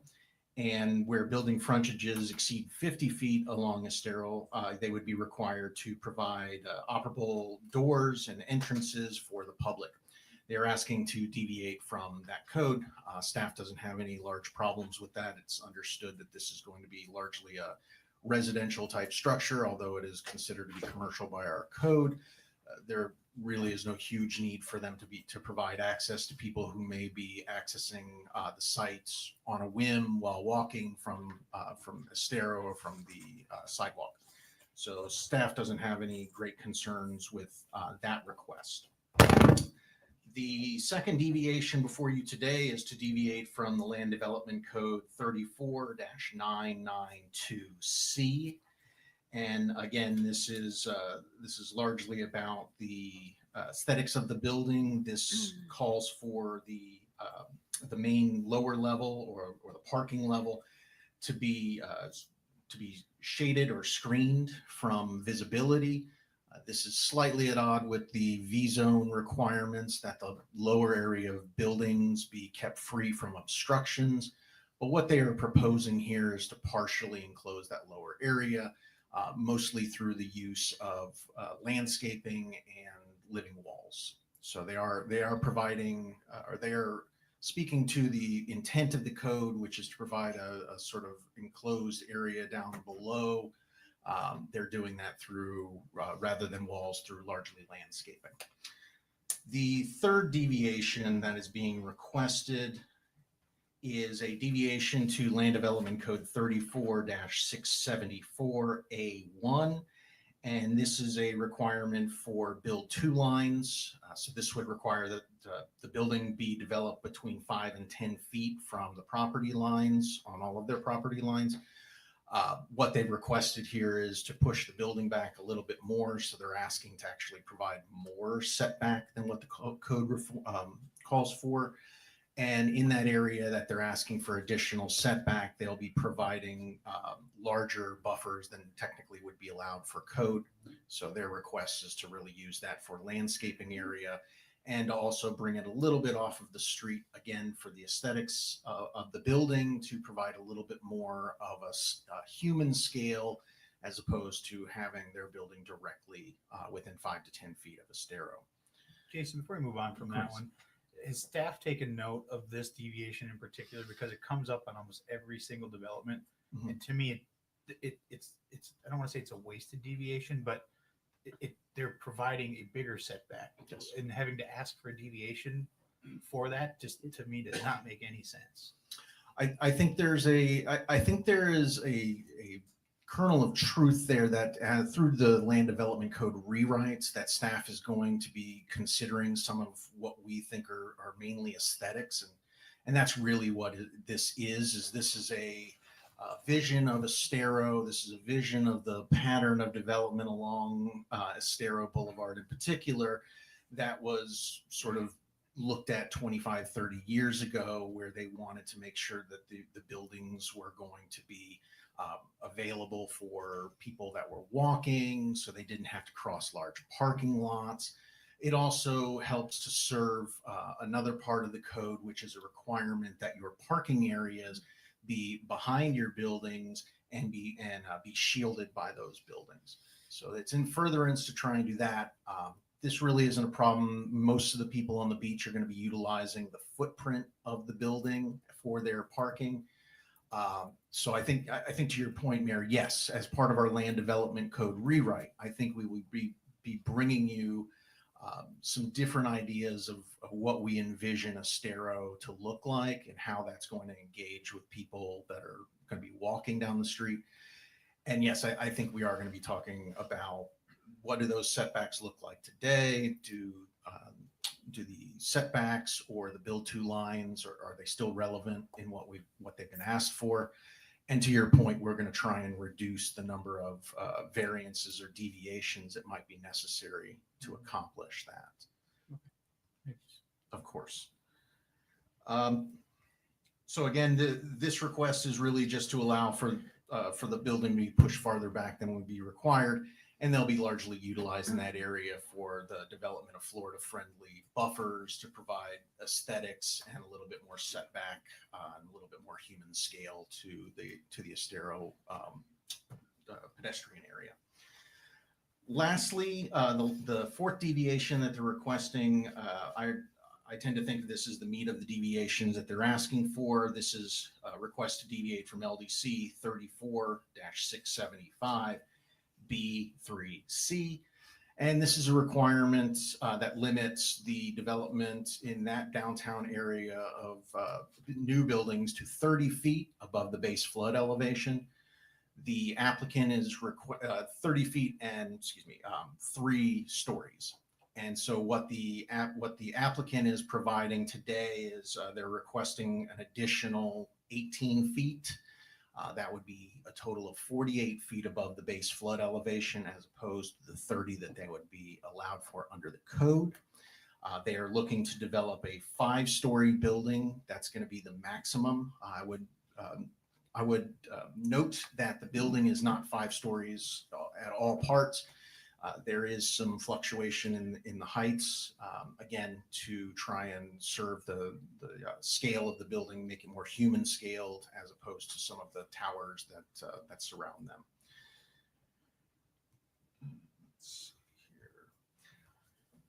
So ultimately, they're going to have a building that's 48 feet above the design flood elevation, and that's roughly 68 feet above ground level, total height of the tallest part of the building. So as I mentioned before, we in conjunction with the attorneys and town staff, we came up with a conditions of approval here. I think we'll go ahead and wait until after their presentation, but I'd like to go through those conditions of approval. There's going to be some discussions, as was mentioned before, about the parking, the additional right-of-way parking that is being proposed. And as you mentioned, I'm also aware of a person from the wider community here to speak on that issue as well. And we did receive email and document regarding the issue of right-of-way parking and the turnaround area. With that said, are there any questions for staff so far in the presentation? Councilor King? No. Councilor Woodson? Not yet. Currently none. Okay, I don't have any, and Jim will be back. You're going to come back up for the findings and conclusions. Yeah, absolutely. We're going to go through all of the conditions of approval that have been provided to you in this document, and I believe we'll have a discussion about a few of them at least. Jim, do you have any questions for Jason before we? No? Okay. Mayor, may I say something? Absolutely. So the conditions of approval, this is going to be a little bit of a tweak to our current process. We want to try to bring the wording of all your conditions to you before you, because words matter. And sometimes what staff hears and what applicants, property owners hear, it's not quite the same. And what we found is that just causes delay, and that's not our intent or our objective. So please bear with us. You might hear a little bit more on this end. So then once you take action, we'll be able to process it and expedite it quicker. It makes sense. I appreciate you guys taking the time to realize that that was becoming an issue. Okay, thanks, Jason. Absolutely. Amy?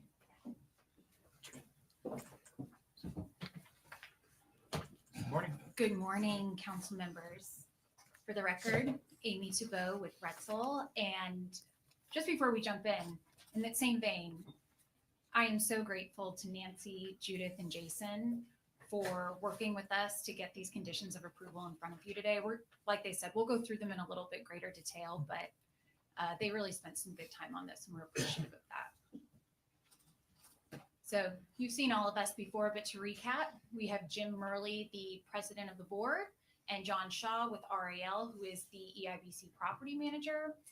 Of course, we have the unmatched Fred Drovlik as our planner, Mike Sheely with MK Architects, and Bob Huff with Mecca, who is also here today to answer any questions. So we don't have any major changes to the site plan or the request since our first reading 2 weeks ago. We do have a couple of updates related to some things that we had discussed at that first reading. The first being some neighbor concerns that you guys received via email. And we did receive a copy of that email during the hearing. We reviewed it, and Councilman Safford did ask us to work with the property owner. So we reached out. We had a call with him and 2 other property owners on Miramar, and we discussed their concerns. So there are 4 overarching concerns that we want to address today, even though I think 2 are really ripe for discussion. So the first is the Miramar access to EIBC, and this plays into the concerns listed as 3 and 4. Essentially, you'll hear from Mr. Julian Rowland, who is here today. He's the owner of 61 Miramar.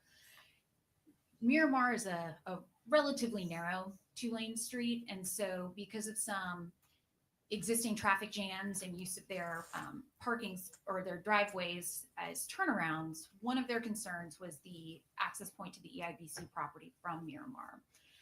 And so when we discussed this particular issue with them, we explained that we can't provide an access point from Miramar or from Estero anymore. And we also, walked through some of the life safety issues that require that access point. So of course, Mr. Rowland can better speak to that issue, but I believe the property owners recognize that that is a necessary evil here. So I do not believe that that is still at issue. The second issue that I believe we have resolved is the power poles. We have some above ground power lines. And as we have planned, we do believe we will be taking those down. We would like to relocate all of the lines underground for a variety of reasons, but primarily aesthetics and hurricane resiliency. I think we're on the same page as the property owners on Miramar, probably the same page as the town and FPL, but clearly I can't speak for those parties. So I think we've put those issues to bed. The remaining two concerns that we have are the 5 proposed public parking spaces on Miramar, and then the turnaround for Beach Access 31, again, adjacent to Miramar. And, again, concerns related to that. Mr. Rowland, I believe, has provided you with some documents related to this. You'll be hearing from him during public comment. But I believe that the concerns that the neighbors have related to these is that by providing the parking spaces, you're going to be encouraging additional traffic and potentially additional traffic jams on the street. Same would go, similar concerns with the turnaround. So what we have decided, and we have, talked to staff about this, we would like to defer to you once you've heard from Mr. Rowland on his vision for Miramar Street. If you would like to remove the parking spaces and the turnaround from the conditions of approval, that is certainly within your authority to do so. I would say that this is really a public policy determination to be made. Is there a greater public benefit by providing the spaces in the turnaround, or is there greater public benefit in preserving those neighbors' quality of life? So you'll be hearing from him some more on that. But the remaining conditions of approval, regardless of what you decide with the parking spaces and the turnaround, would remain the same. So one of those conditions is we have included a watering station, a drinking fountain for the seating area that we are proposing to provide on Estero Boulevard. I believe that, I can't remember who exactly requested that at our last hearing, but we have added that to the conditions of approval and we're prepared to provide that. We are providing seating and bike racks both at Estero Boulevard near the corner of Miramar and near Beach Access 31 as well. And we can go through the remainder of the public benefit conditions when we go through line by line. But, we are also proposing to provide a Moby mat. We are proposing to provide a sidewalk on EIBC property that will turn over to the town to increase, pedestrian safety and accessibility on Miramar. And some other, what I think are some really nice public benefits there. Amy, before you move on from that, I had an idea that I'd just throw out there so that's on record. For some time, the town has been having discussions with staff about, we don't, it's only 5 spaces, right? We don't have anything. I get asked a lot of time about where's Moby Backs, ADA compliant.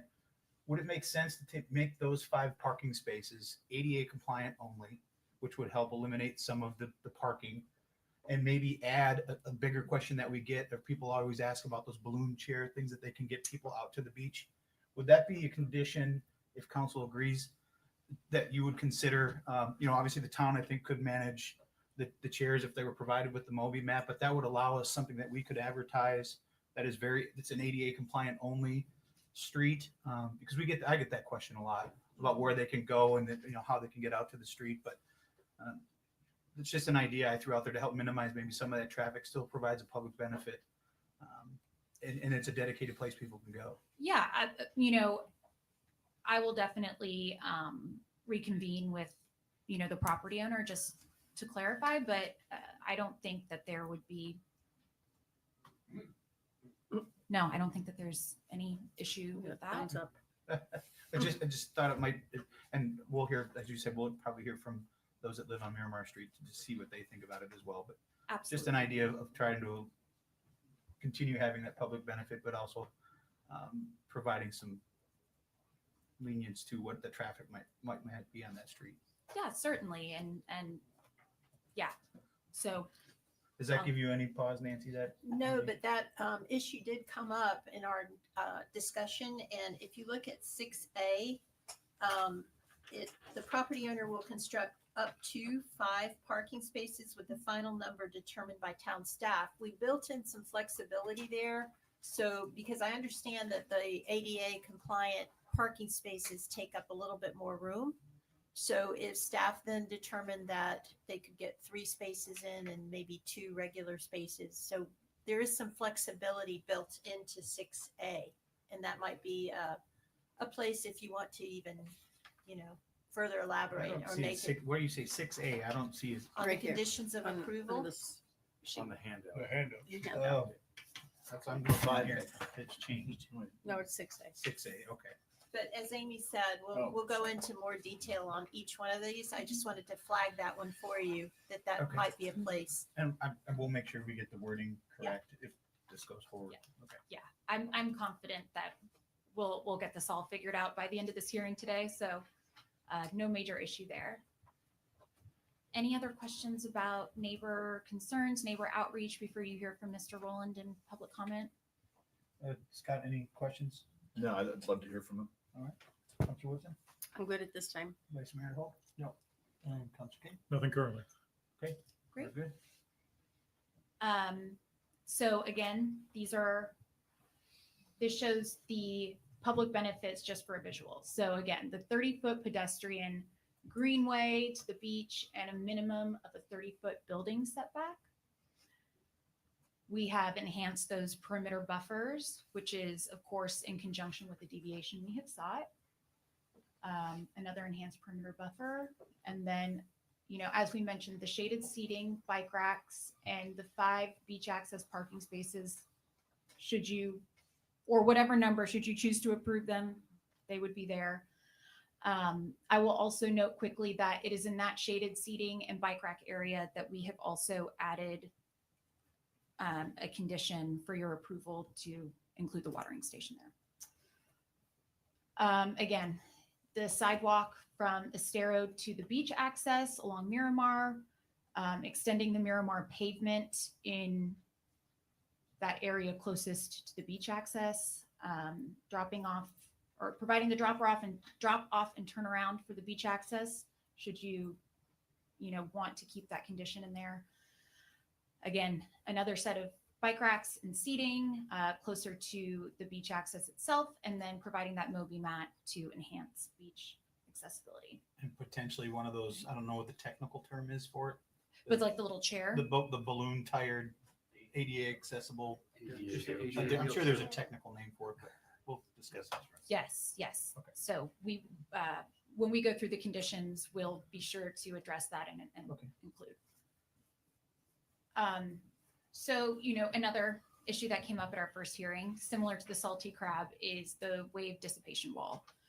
So much in the same way that you have decided to address this with salty crab, actually on the last page of the revised Exhibit A that you have received, we have condition 7, which provides that the property owner will work in good faith with the town to coordinate that project. As with salty crab, the concerns are the same. There's just so many unknowns. We don't want to lock them into something that they can't actually do, but we certainly want to work with you guys. So we appreciate Nancy, Judith, and Jason putting in some language that I think reflects that adequately. Do we have any questions on the wave dissipation wall before I move on? No, doesn't look like it. Okay. And with that, I don't think we have anything else short of going through the conditions with staff and you guys line by line. All right. Well, anybody have any questions for the team? No? All right. Thanks, Amy. Thanks. I think we'll do public comment and then go to the conditions of approval. Everybody's okay with that? That works. Thank you. Okay. Are there any members of the public who wish to comment on this matter? If so, please come forward to the podium and identify yourself, provide your address and whether you were sworn in. Jason? I do have 2 signed up. First is Julian Rowland, and yes, I brought a handout if you all would like those. Yeah.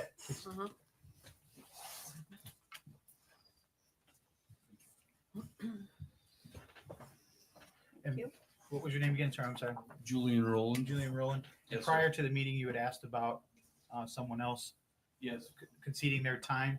My mom's here. Well, we can, if everybody's okay with proceeding out of order, he had asked before the meeting if she could concede her 3 minutes to him, because his presentation is just a little longer than 3 minutes. Consent. Does anyone have any issues with that? No. Consent. Okay. Thank you. Good morning, Honorable Mayor and esteemed council members. Thank you for the opportunity to address you today. My name is Julian Rowland, and I'm here with my mother, Virginia Dixon. 55 years ago in 1970, my grandmother purchased the property at 61 Miramar when my mom was only 26 years old. Our home was built in 1940 before World War II, and it was my grandmother's primary residence and is now my mother's. Thanks to my mom's diligent care, it still stands today in spite of Hurricane Ian and remains a cherished part of our family's history. I have fond memories spending summers and 4th of July holidays at our Miramar Street home. Back then, Miramar was an unpaved gravel path with only 2 residences. The beach club had a laundromat there, which is now 71 Miramar. And there was a hobby house, a little craft shop on the corner of Estero and Miramar, where my mom and grandma would take me as a kid to do arts and crafts. It was a quiet, pedestrian friendly area. Later, the street was improved with paving, a footbridge was added, and a Moby mat to enhance public access for visitors. Today, I stand before you to express concerns about the proposed turnaround and public parking spaces on Miramar as part of the EIBC project. While we support the project's broader goals and value being good neighbors, we believe that proposed parking and turnaround, especially, will create unintended consequences. Miramar Street is just over 15 feet wide. I've got some photos in the packet there for you guys that I took on Saturday. The first photo shows the proximity of our driveway at the end of Miramar, and there's the footbridge that you see as well. The second 2 were different measurements that I took. I think it was 15.6 and 15.10. And then there's my truck. It's like a regular GMC 1500, like a F-150 or a Chevy Tahoe. And you can see how it fits on that street. So we're concerned that the addition of the 5 public parking spaces and the turnaround will generate significant vehicle traffic. And I'm not aware of any study that's been conducted to estimate how that'll impact the street and the traffic. Excuse me. No, it was me. So it's our belief that visitors seeking these limited parking spaces would need to drive the full length of Miramar to discover if a spot's available. They're not going to be able to see from Estero if the spaces are empty. And they're going to have to drive down, pull around in the turnaround to discover if there's a spot available. And this is going to could lead to a constant traffic flow of people hunting a spot. I know I'm terrible about it at Publix. My wife gets on me all the time because I like to get close to the doors, right? So I don't have to walk so far. So if no spaces are open, like I said, the vehicles then have to navigate back onto Estero Boulevard, which we know can be extremely crowded and at times.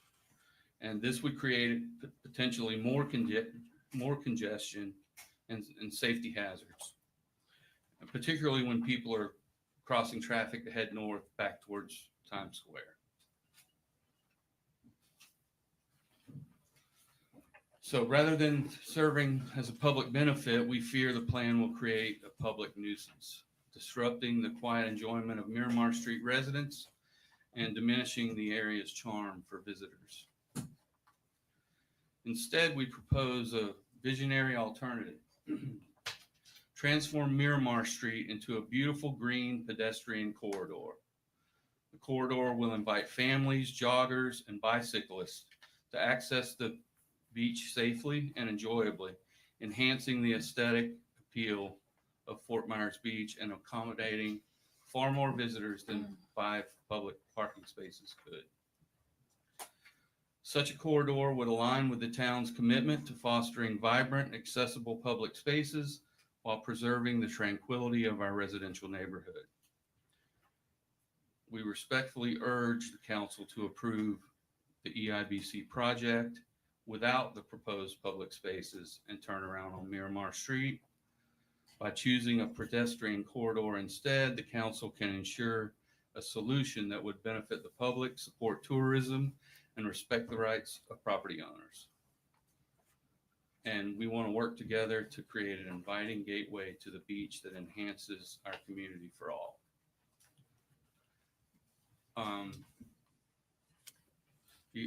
Any questions? And you can look, that final picture is our beautiful little footbridge in Moby Mat with the sea grape kind of tunnel that leads to the beach that we all love. Okay. Well, we don't usually have questions, but if people are willing, since you're the only resident here that has a question, it seems like this is the only issue. And my apologies, and your mom. Yeah. If there anybody that has, if everybody is okay with it, if you have any questions, or gentlemen. No, I mean, this is a bit of a curveball with the ADA compliant, and I haven't thought that out. I was focused more on the 5 parking spaces. Well, the concerns I have is how do you access your driveway now? So, how would you get there if what you're proposing were to happen? How would you get in your driveway? What do you mean? Well, isn't your driveway access off of Miramar? Yes, sir. So if we were to do what you're proposing with the park, like, how would you get in your driveway? No, what I'm saying is with the sidewalk that's being built, the beautification that's going to be done there, the bike racks, the water station and benches would just make that. So I have a question. Are you okay with the sidewalk, or would you want that? No, the green space? sidewalk. The sidewalk's fine. We love the sidewalk. I mean, right now people walk down the street. Right. Do you have, so I own property next street over, and I see, I mean, every day, it happened yesterday, people pull in to drop people off. Do you have that problem on Miramar? It's constant. So my question is, wouldn't the turnaround there benefit you? Well, instead of turn around in your driveway or Vince's driveway? I mean, that's what they're doing now, or they're just backing up.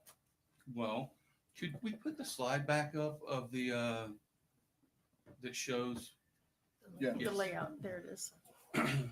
So I don't really see a turnaround there. How that would work? Well, it pulls into the building. So as you're looking at it, that big middle arrow on the bottom, they would turn in towards the parking structure. So everyone that's looking for a parking spot there is then going to come down and go into the parking garage? No, into the end of the parking garage. That very last dark gray circle on the bottom where I see it. That doesn't go into the parking garage. They pull in and then back out onto Miramar and exit that way. That's the way I look at it anyway. So what I'm trying to understand, are the people going to pull in there and then try to back up? They're going to do They're a gonna turn around. three-point turn. So we had this issue. The reason I asked that is we had the same issue with. We had the same issue with another proposal, and the neighbors wanted that because they didn't want them turning around in their driveways. It was on arches. Okay. Arches. Well, how do we address the fact that people are going to be seeking those spaces, coming down, and the fear of a constant traffic flow? Do we have any estimations of how much traffic that's going to put on this 15 and a few inches wide street? We'll ask that question of staff and of the applicant Okay. on your behalf when we get. Does anyone else have any questions for? No? Well, I had the same question that you did, Mayor, about the alternative to transform Miramar Street. So that's almost like you're taking Miramar Street out of there, or you're just saying, No, I'm saying the new sidewalk that's gonna be put in, the bike racks, we love all that. okay, We just don't want to put extra vehicle traffic. Like I said, Miramar was never designed to be a high traffic roadway. It was just access for 2 residences. And then now there's 2 more. So Okay. it's never been a traffic and turnaround spot. Well, And we appreciate your taking the time to come out, and especially the history. That was good history to know that's been there. I hope you'll consider it. We certainly will. I have one more question, sir. Yes, sir. What do you think of the ADA curveball? I certainly don't want to, it's tough to speak. I'm not against ADA, of course. Right. We have not, in our time there, we haven't seen it utilized a lot. Certainly that would be better than public spots. I still wonder though, if people, how are folks that are traveling down Estero gonna know that there's only ADA? How would you signage that and prevent the traffic? That's the main concern, is the traffic and the turnaround. We just don't want some, like I said, the unintended consequences of constant traffic down this non-compliant 15-foot wide street. Well, thank you for your input, and I'm glad we were able to hear some of your other thoughts. And thank you for coming. Is there anyone else who'd like to speak in public comment? Jason, do you have anyone else? I have nobody else. No one else? Okay. We will now close public comment. No one else out there, right? Okay. We'll now close public comment. Are there any additional rebuttal comment from the applicant? Fred? Look, I know, more thinking out loud with you guys. So I just want to acknowledge that we have the same concern about the signage and who would, going down that street with people, even if it would say ADA spaces, that's understood most times that there is at least an ADA space. But how would that, I do see the potential for that being, they see, 5 spaces, all more ADA, they go down, they turn around, they leave, and they go to another one. So signage out front, that I don't think the EIDC should be responsible for that kind of wording and stuff, I think would be important. And I'm not sure what that wording would look like, but that is a concern of mine, is the proper wording, if that would be the case, if they were all ADA spots. And I just want to acknowledge that, the ADA spots are, they're wider, so this would, we're not opposed to it, not opposed to the beach buggy, but I understand all that it's going to change the site plan use. I think it's probably about 8 feet wider because of pulling in. Then there's the 5 feet stripe space for doors and ADA, vans and stuff to open to get to the sidewalk. So it's it's a significant change in that way. But again, not opposed to it. Just saying out loud what all the potential issues are. What if, just spitballing ideas, if it moves forward, what if diminishing the amount, maybe making just 2 or 3, and then turning them towards the building like your turnaround, so that you're not having to, you are going to lose, but it'll be a smaller area that you're going to be taking. You said 8 feet. You would have to take out what looks like a 15-foot or 30-foot buffer. What if you just turned like 2 spots or 3 spots there towards the parking garage versus parking like they are? That way, if they pull in those spots, they can back out and not have to go down to the turnaround. Yeah. I don't know if that changes your plans much, or how it would change the aesthetics of what it looks like. It's just trying to offer suggestions. Yeah, it's not bad. It's the part that I don't think is good then is just you're crossing another thing for the sidewalk. Then you're either going next to the building, because the depth there is, we don't need 30 feet, but it's close when you pull in. For example, the turnaround we designed there would be for one regular spot, one ADA compliant spot, and this is 22 feet wide. It needs to be about 28 feet deep in order to do the proper 3-point. So it's doable there. I don't know if that's ideal. And then you have the sidewalk crossing parking spaces again. So I mean, which is pretty normal, but just throwing ideas Yeah, out there. We'll it's- discuss it and see where, if it goes anywhere. But because we haven't discussed even the idea of not having any parking spaces there. So okay. I think Yeah, we have those council discussion and see where it lands. Sounds good. Thanks. Yep. All right, I'll now close the public hearing and request a discussion or a motion from town council to approve with conditions, or deny with reasons, or continue to a time certain. But I believe staff wants to go through the conditions of approval first, so let's start with that.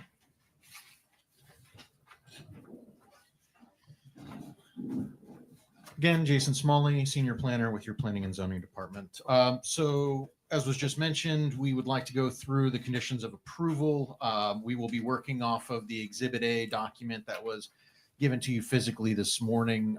This is proposed to be the exhibit that will be attached to the staff report and the ultimate ordinance. So this is a much broader, more nuanced look of what they're asking for, what they're providing. If I may, the first four are generally going to be boilerplate. You see a lot of this language on many of the ordinances and staff reports that we provide to you. So those are fairly straightforward. What you've got here is the requirement that came to us through the LPA reading, that they will provide signage to exiting vehicles for pedestrian traffic along Palm Avenue and the Miramar Street beach access. This is for folks that would be exiting their site, just to remind them that they can expect to have pedestrians, bikers, people accessing the Moby mats that will be in that area. We would expect that if the master concept plan is approved, that at least along the Miramar side, folks would be largely utilizing the sidewalks, and that gets them off of the roadway. But one of the requirements would be, again, to provide signage at the expense of the applicant to just warn people exiting their site that they may encounter pedestrians. Second one, final architectural design is going to be substantially similar to the design provided to town council. This is really written in there as a assurance that what you see is what you get. So the design of the building, the layouts, the additional landscaping, the intent of the applicant here is really to put in writing exactly what they intend to do at great detail. So this is what you're seeing here. It's slightly different than some of the other master concept plans and ordinances that you may see come before us. Number 3, that the applicant shall provide a more detailed landscaping plan utilizing the type Bs and the type A buffers, and also utilizing Florida-friendly species and other salt-tolerant plants and trees. Again, straightforward, just telling you that they are going to use the landscaping that they provided in the tentative landscape plan as part of their package. This is usually something that you won't see at this stage. Most of that stuff is going to be hashed out in the development order stage. So again, this was a request by the applicant to make sure that they're putting in writing exactly what they're offering and what they're doing above and beyond what is required of them. So number 4, approval of the ordinance. This is largely going to be boilerplate language. This just says that they have to apply with all of the local, state, and federal codes that may be applicable. Again, just really boilerplate information, and they're aware of that. We get down into number 5. This is where they've sort of laid out the design of the building, integrated what they're requesting as far as additional height, and really just laying it out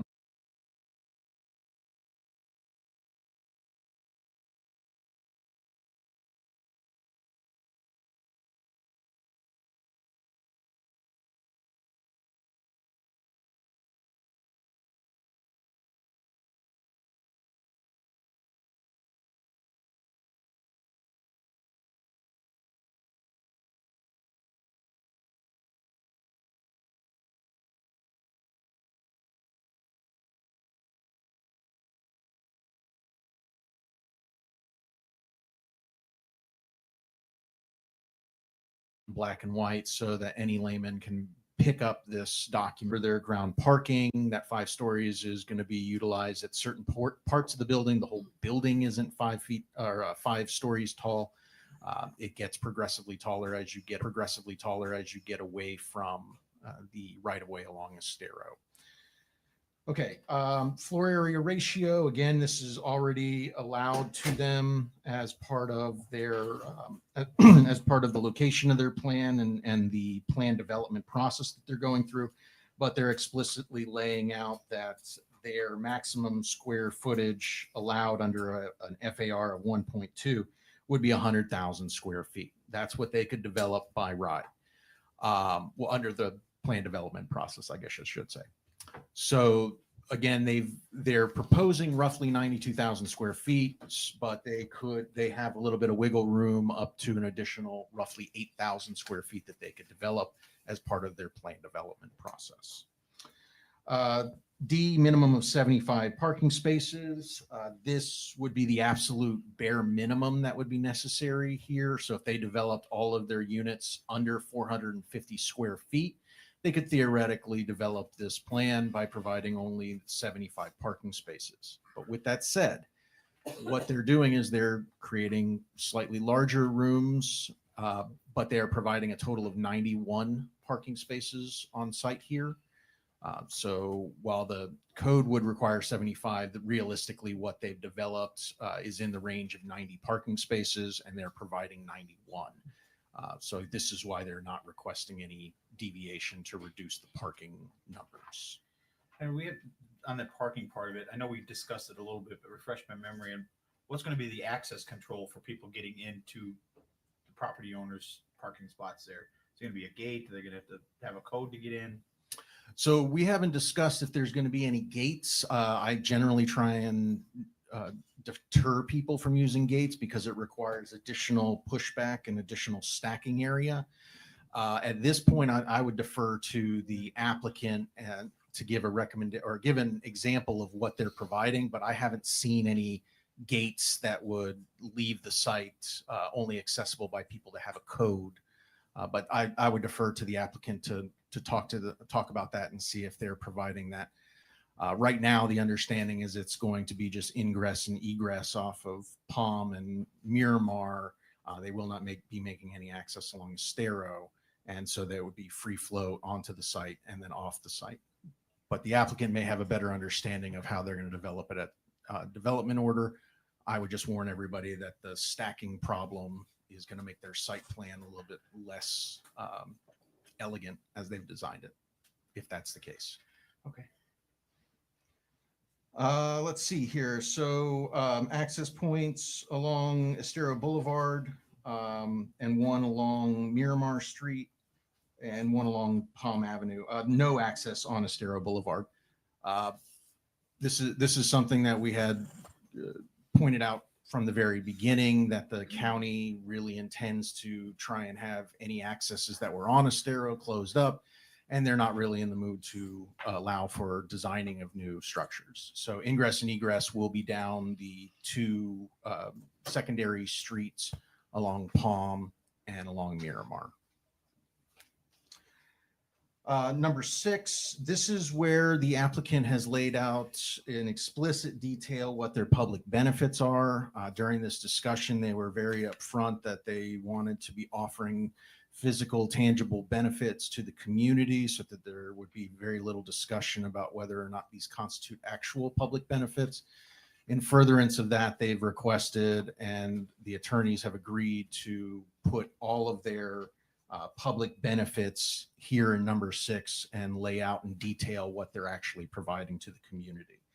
I will go through these relatively quickly, and we can have a discussion about any of these if you would like. So 6A calls for the public parking. This was the discussion that we just had about the usability of Miramar Avenue or Miramar Street, the placement of five right-of-way parking spaces or 5 spaces that would be available for use, plus a turnaround at the end of Miramar, plus the Moby Mat. I believe that one's called out here. It is. Okay, good. again, staff is open to whatever town council decides about what they would like to see there, whether that's 5 parking spaces, whether that's a smaller number of larger ADA spaces, or any other strategy in between. Really what they're offering us is the space to be able to do that. And it sounds like they are open to making changes that don't largely affect their current layout of the site. Well, just another idea to throw out, as we've been talking, what if the turnaround area at the end became the ADA spaces and the rest of those were eliminated? You still have ADA spaces, you eliminate the turnaround, but the turnaround is now the ADA space. Just an idea to throw out there, which I'm sure we'll all discuss. When we Absolutely. get to that point. I don't know the exact dimensions of what they're proposing as far as the turnaround site, but I would say realistically, you could probably cobble together 2 ADA spaces down at the end and enough space to do 3-point turns and enough space to utilize some hand. So point being, the language here allows for a maximum on their end of 5 spaces. If the determination from the town is that we would like to see fewer spaces and ADA or some alternative method, I believe that's accounted for in 6A in their agreement. Jason. Yes, sir. You're a master at diplomacy, and but as someone who studied this project and obviously has a lot of experience in planning, you've heard all the various thoughts and ideas. What would be your suggestion to sort of accommodate all the concerns that we've heard this morning? So I'm not an expert in transportation, so I'm not going to hold myself out there. I think there's probably a strategy that includes some sort of, cul-de-sac or turnaround area at the end that keeps people sort of moving through there to avoid the idea of them utilizing that end space for a long time. I think there's something to be said about making the ADA spaces down there. My only real concern would be during turtle season in the evenings. If somebody wanted to utilize that, we would probably need to design it in such a way that it screens the beach from any use of that area. If somebody wants to park down there with their lights, but that's a normal enforcement issue. I don't think that's dealt with at the DO phase.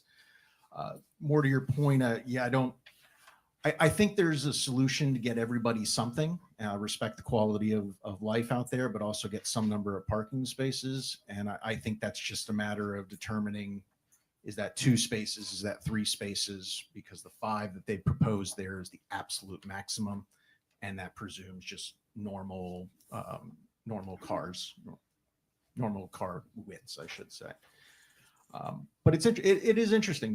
Does the town council want to go more towards a mostly walkable area down there, or do we have to leave the expectation that there's going to be some amount of car activity to assist people who would need ADA spaces or need to use the Moby mats?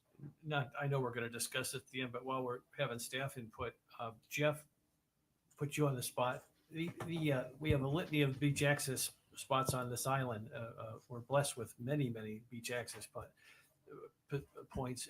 Is it your experience that many of them are ADA compliant and have the capacity to accommodate vehicles that are ADA situated, and the Moby mats are there to take care of their needs?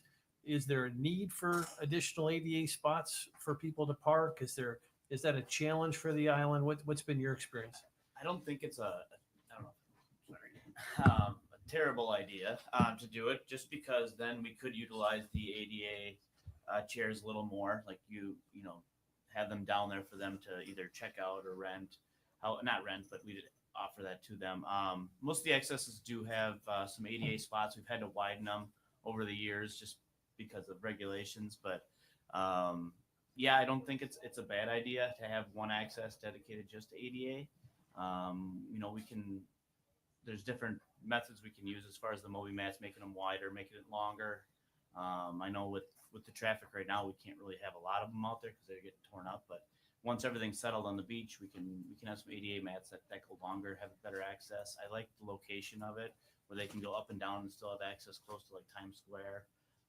And that, where if we do one, on the more on the south end, if they're a visitor, they may not get the chance to go all the way down the beach in one of those chairs. So Not opposed to it. There are a lot of spots, and I know this is kind of a similar one to what's the one right down the road here, where there's 2 spots and an ADA, and then there's a no parking kind of thing where people load there and then kind of just back up. So it's not uncommon that people do drive down looking for parking. I think that's just kind of a beach community how it works. But yeah, I would. I think an ADA one would be great. We have one here, one there. Kind of thing. It'd be nice to have something just dedicated to it. Thank you. Were there any other comments or questions about that? Okay, so we'll go ahead and move on to B here. The 5-foot sidewalk on the EIDC side of Miramar Street. Again, this is laying out that prior to the issuance of a TCO or a CO, a temporary certificate of occupancy, or a final certificate of occupancy, whichever is earliest, they will be turning over and dedicating legally the sidewalk to the town. So that just lays out at what point we would take access to it, and it gives them an idea of how long they have to develop the rest of the site so they can fit in the sidewalks. But again, they have agreed to provide 5-foot sidewalks, and if we need to have them adjust the layout of the sidewalks to better accommodate ADA spaces, for instance, as they mentioned before, we've got about 30 feet of buffer that to play with if necessary. C, a seating and bike rack for the public beach access at the end of the proposed sidewalk on Miramar Street. So again, this is just to lay out that they are going to provide seating and a bike rack at the end there. This is differentiated from the bike rack and seating and the water station that they have agreed to provide closer to Estero. So that would serve people that are not necessarily going to the beach, but will be traversing Estero. These are dedicated really to people that are looking to access the beach through that beach access. And again, that will be at the expense during the development phase of the applicant. D, provide a drop-off zone and turnaround for beach access 31. So again, this is the discussion that we were just having about whether it's prudent to allow them to develop that down there, whether that will largely affect the quality of life of the neighbors along Miramar. And again, the staff and the applicants seem to be ready to be flexible if the master concept plan needs to change based on any possible approval from town council. So that was D. E, the extension of Miramar Street pavement. So again, this is really just sort of fixing up the end of the road of Miramar. About the last 50 feet is an area that receives a lot of people, a lot of cars, a lot of turnarounds. So that area has degraded a little bit more than the rest of Miramar. And part of the approval here is to resurface and repack the end of Miramar so that it's less of a washboard and a washout. That was E. F, beach accessibility. Again, this goes into further detail about them agreeing to provide a Moby mat.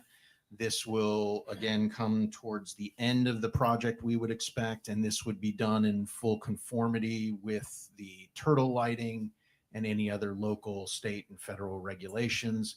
And we would expect that Chad would be very involved with that in conjunction with any of his other beach activities like dune work and the replacement of other Moby mats along beach access. So they will be working closely with us once we get to that point, if this is approved, to place the Moby mat during the correct time of season. Lastly here, next to last, G. So this goes back to my earlier comment that they're just laying out that they are going to be providing the bike rack, the water station, the enhanced landscaping all along Estero Boulevard. So again, this would be accessible by people that are just traversing Estero and aren't necessarily going down Palm or Miramar. So this would be for the wider community.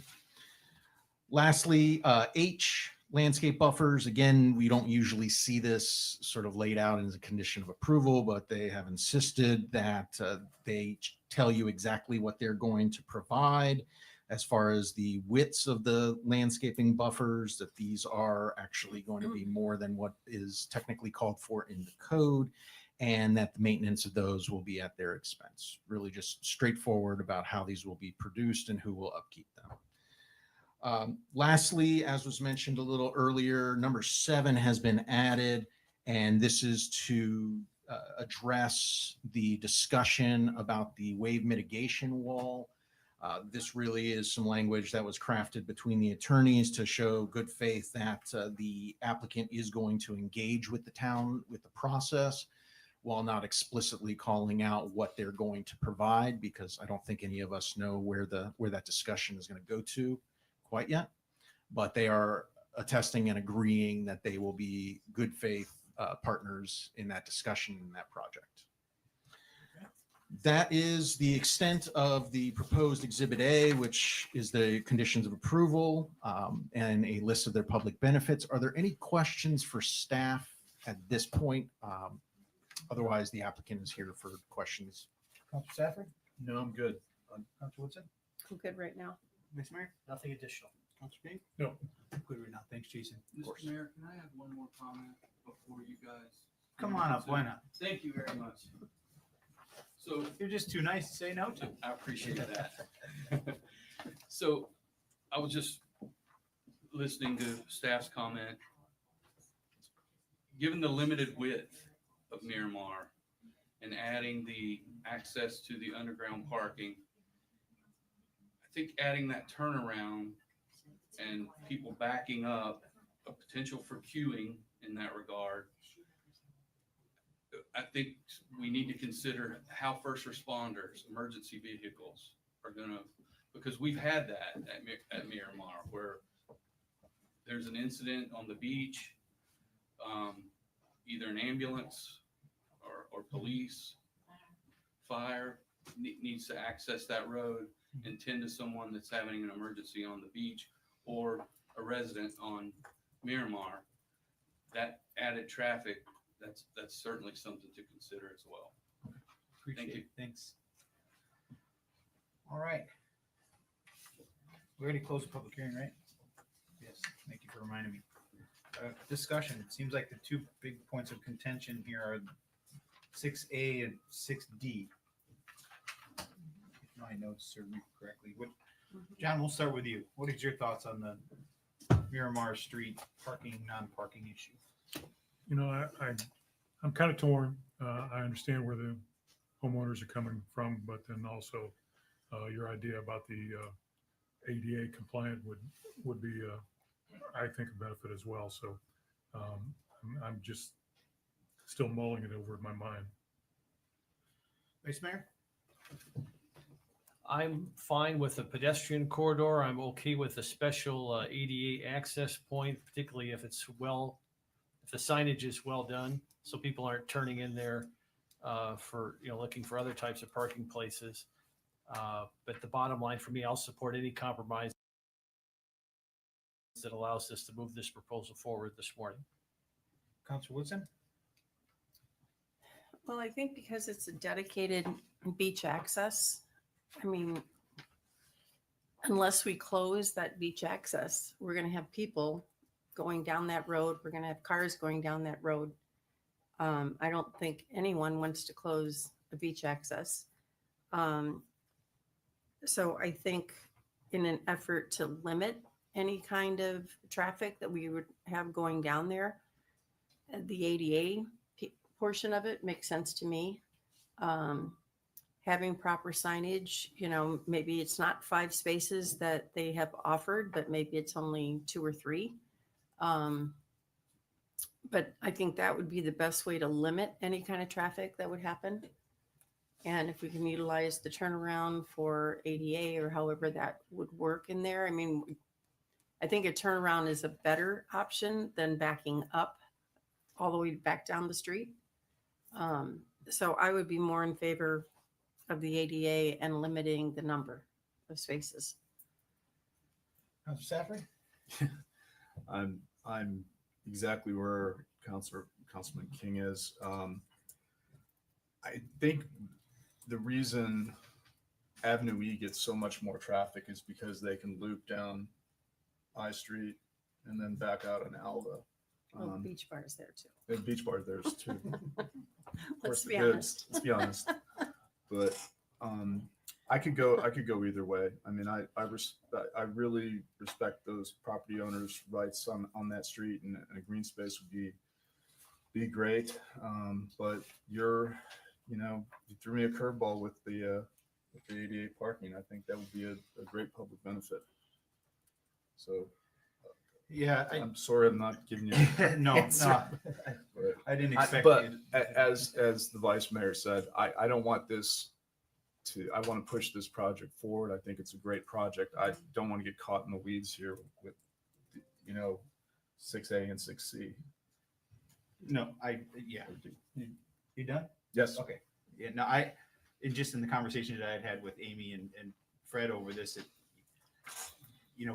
ADA, to Jeff's point, ADA parking is an issue on the island. People can't get to the, they can't get to the beach, or if they can get to the beach, there's no parking there, and then they have no way to get out there. So I just thought it would be a good solution to try to mitigate the additional parking that I think we all know is going to happen, especially with the new entrance in there that wasn't there before.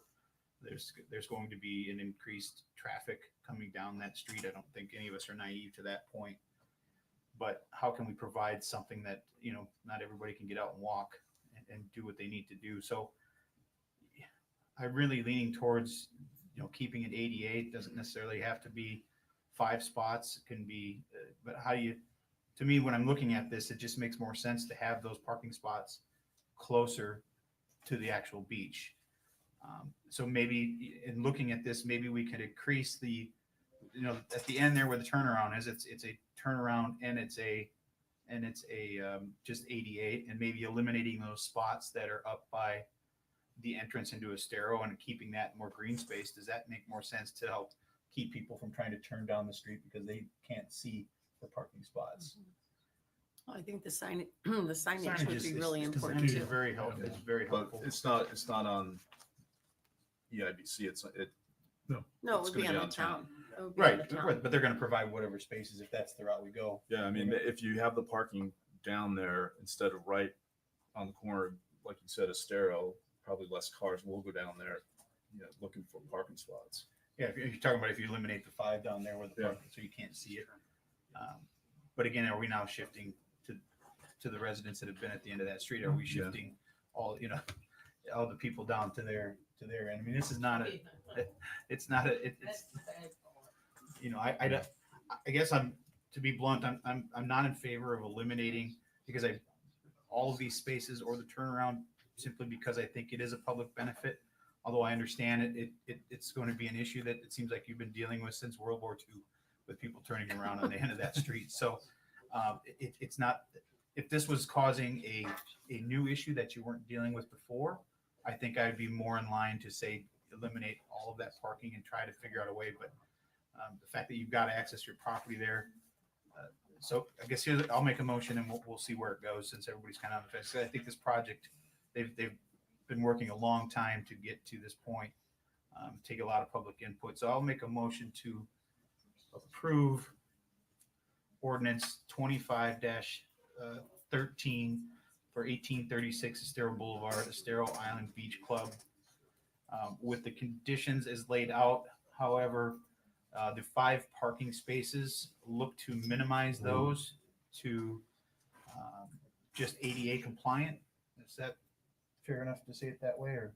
So perhaps you say, property owner will construct ADA compliant parking spaces with the number To be to determined. be determined by town staff at the time of the development order.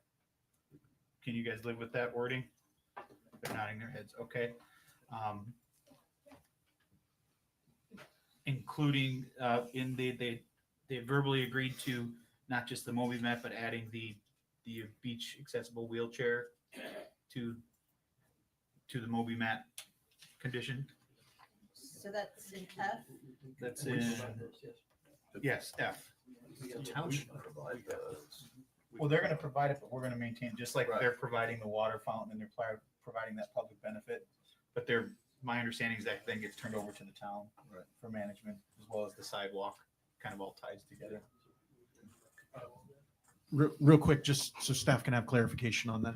Is the applicant going to be providing some number of the wheelchairs, and then the town is going to? That was my question. Yeah, That should be the I could town. step in if I Go ahead. could. So the Moby mats, I would like to have the town have control of that, only because we picked those up during a storm event.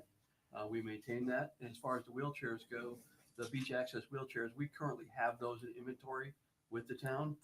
Since Ian, we've gotten replenished. So we can keep control of those as well and put that out jointly, either with the property owner or as just part of our thing, that this is an ADA compliant only area. And if you wish to have those wheelchair services provided to you free from the town, you just contact us and we could have one presented. And I understand that, but the wording that they've agreed to already is that they're gonna provide that and then turn it over to the town. That's the way I'm reading it. That's To fine make too. for maintenance, That's and fine. that's what I was just saying. They were already agreeing to take care of paying for the Moby mat, but we maintain it after that. I just thought the discussion was then the wheelchair as well, which we would then maintain. Yep. And it sounds like they're okay with it. I see some heads going like this and some heads going like this. I can't tell if Jim got a thumbs up. Okay. So as far as the wording, perhaps on F, property owner shall install a Moby mat, which will accommodate the location of town ADA accessible devices, wheelchairs, I don't know. Devices might be a good word. Something like that, at the end of the new sidewalk. So it's just saying that you would be locating the town's equipment there. Go ahead, Amy. I think we just like to clarify, have we left this as we're providing the Moby mat, the town has enough wheelchairs? No, we don't have wheelchairs. My suggestion was to add the wheelchair along with the Moby mat that you've already agreed to provide. And if you, just one. But it's our wheelchairs, correct? Well, The it will be, town's- it will Right. be. We on would turn it completion. over via Just like like a the bill of sidewalk, sale, just like the with the Moby parking. mat and the, yes, so the easement that we'll be providing to turn over real property. And then we'll also be providing bills of sale for the fixtures and things that are on town property. Right. Which this would include. Like the water fountain, all of that stuff. That's the way I Correct. read the Correct. conditions that they were I presenting agree. to us. But I think, are we gonna add that to F? That The- was my intention, yes. Okay. And it sounds like they're in agreement. They're all giving a thumbs up and nodding their head. So I see that this is, that would make it a true ADA compliant beach access. You've got everything you need. Do I need to restate the motion, or do you think you have it, Nation? Nancy? No, I think we've got it. 6A, we are talking about the property owner will construct ADA compliant parking spaces. And then on F, we would say, the first line, property owner shall install a Moby mat with supplemental ADA Compliant devices wheelchair. Well, I'd say just, or vehicles. I don't know the it's not a appropriate- vehicle, just be a wheelchair. It's all, I think it's called a wheelchair. Yeah, it's an ADA. The ADA equipment. wheelchair. Yeah. Okay. The other thing is that we like a spot to store those down there. Cause like at Newton, we Well, check no, them out. we could figure that out. Yeah. I would think we could figure that out. 'Cause I don't know that you're gonna just leave them out there all the time, but. And then the other part of the motion is to agree to, Jason, your change to item A5A to 68 feet versus the 67.7. I'll second the motion. Is there any change to the drop off and turnaround on D? Not in my motion, no. Okay, thank you. So we got a motion by Mayor Allers, seconded by Vice Mayor Adderholt. Any further discussion? Scott? No, sir. Councilor Wilson? Good. Councilor King? I'm hearing about storage now. Is that on us or is that on them? I don't, It's on us. my motion does not include storage. Okay. But we just make it that simple. Thank you. All right. Mayor Allers, I'm an aye. Councilman, or Vice Mayor Adderholt? Aye. Councilman King? All right. Councilor Woodson? Aye. And Councilor Safford? Aye. Motion carries unanimously.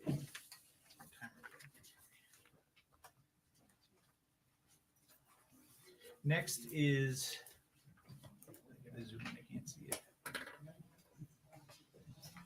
This is a legislative agenda item and is the first reading and public hearing. Is this the second? It's the second It's the first second. reading. The second first reading. Correct. I will wait just a second while everybody hears out here. And I can explain. Okay, give it just a second. So that-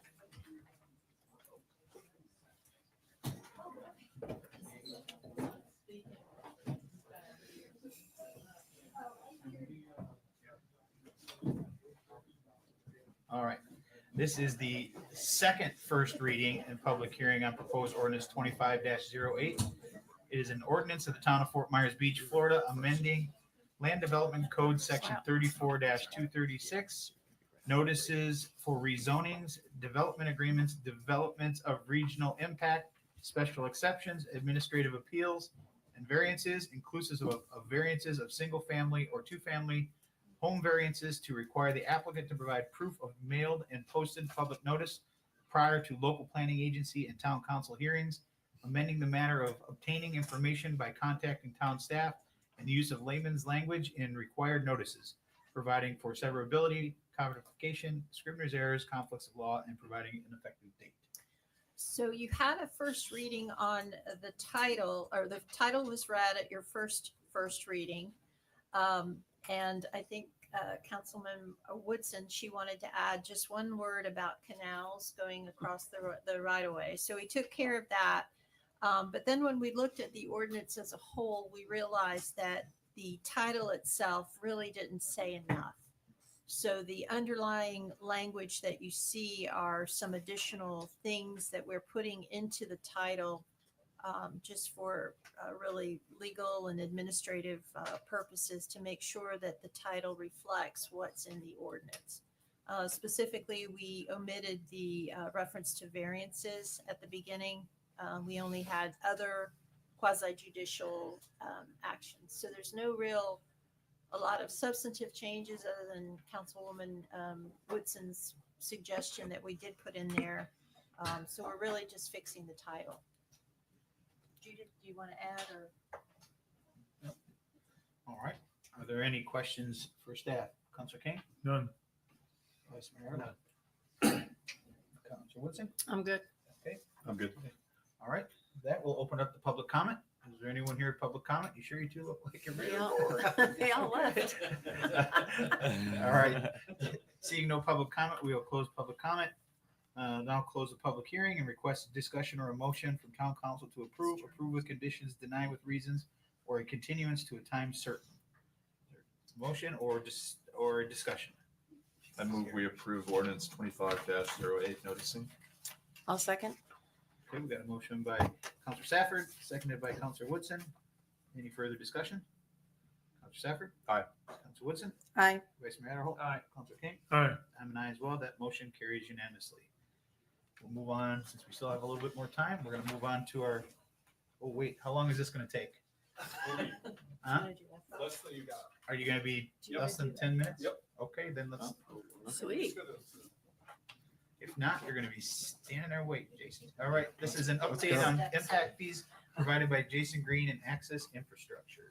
Hey, good afternoon, and I will shorten this up. I'm just handing out a kind of a screenshot of kind of how you make the sausage, and you see that up on the screen. There's some Excel spreadsheet. I really did this because I have to admit I need readers now, and I didn't want to wear them. I don't know So, what you're talking about. I don't, yeah, exactly. So basically, just a snapshot. I was asked to give you a quick update on the impact fees. The sheet that you have in before you basically shows a comparison of where we're at. It's been really trimmed down and streamlined from the categories. We mentioned back in, I think it was February or January when we were here, about the residential dwellings going by square footage. So you can capture the impact of the larger the residential dwelling, the more impact that it has. And we've really gone down to two categories on the non-residential. Now there's some tweaks that we can make to this. We've also discussed with you briefly in the past about if there's other uses that you want to identify that you want to encourage, we can do some things with the numbers to make the number lower, essentially. If there's uses that if medical, I'll use medical as an example. If you want medical offices and that sort of thing, we can do some things with the uses rather than combine them all into non-residential. But most of looking at the growth and projections for the town, most of your your development is in retail, eating, drinking places. Obviously, some hotels, resorts fall under other. Though that's another use that we could carve out and have it as a separate item on the list. It just makes it easier to implement from an implementation standpoint for staff. The fewer categories you have, and then this is just showing the changes. Now you are required, if you have increases in your impact fee, to get this thing adopted by October. Obviously, our goal is to do it for you, get it adopted by September, so that it goes with your budget. But since you have a decrease in the category or a decrease in the cost, that the 1 year from a year ago when we started doesn't really apply. So you can't take your time to look at this unless you want to go ahead and tell us you want to increase the fees. But I'm going to recommend you go by what the numbers projections show for these. So that's it. That's where we're at as far as this goes. I could go through all the different stuff on all the tabs in the Excel spreadsheet if you want, if you really want to get into seeing how it's calculated. But it's about population growth. It's about percent of growth, cost of a facility, right? So if we're building a new park, if you're building sidewalks, some of that can go towards new growth. Some of it has to go towards existing residents, and that's where these numbers fall out. Questions, Vice Mayor? Jason, Yes, sir. as you know, we have a budget coming up. Mhm.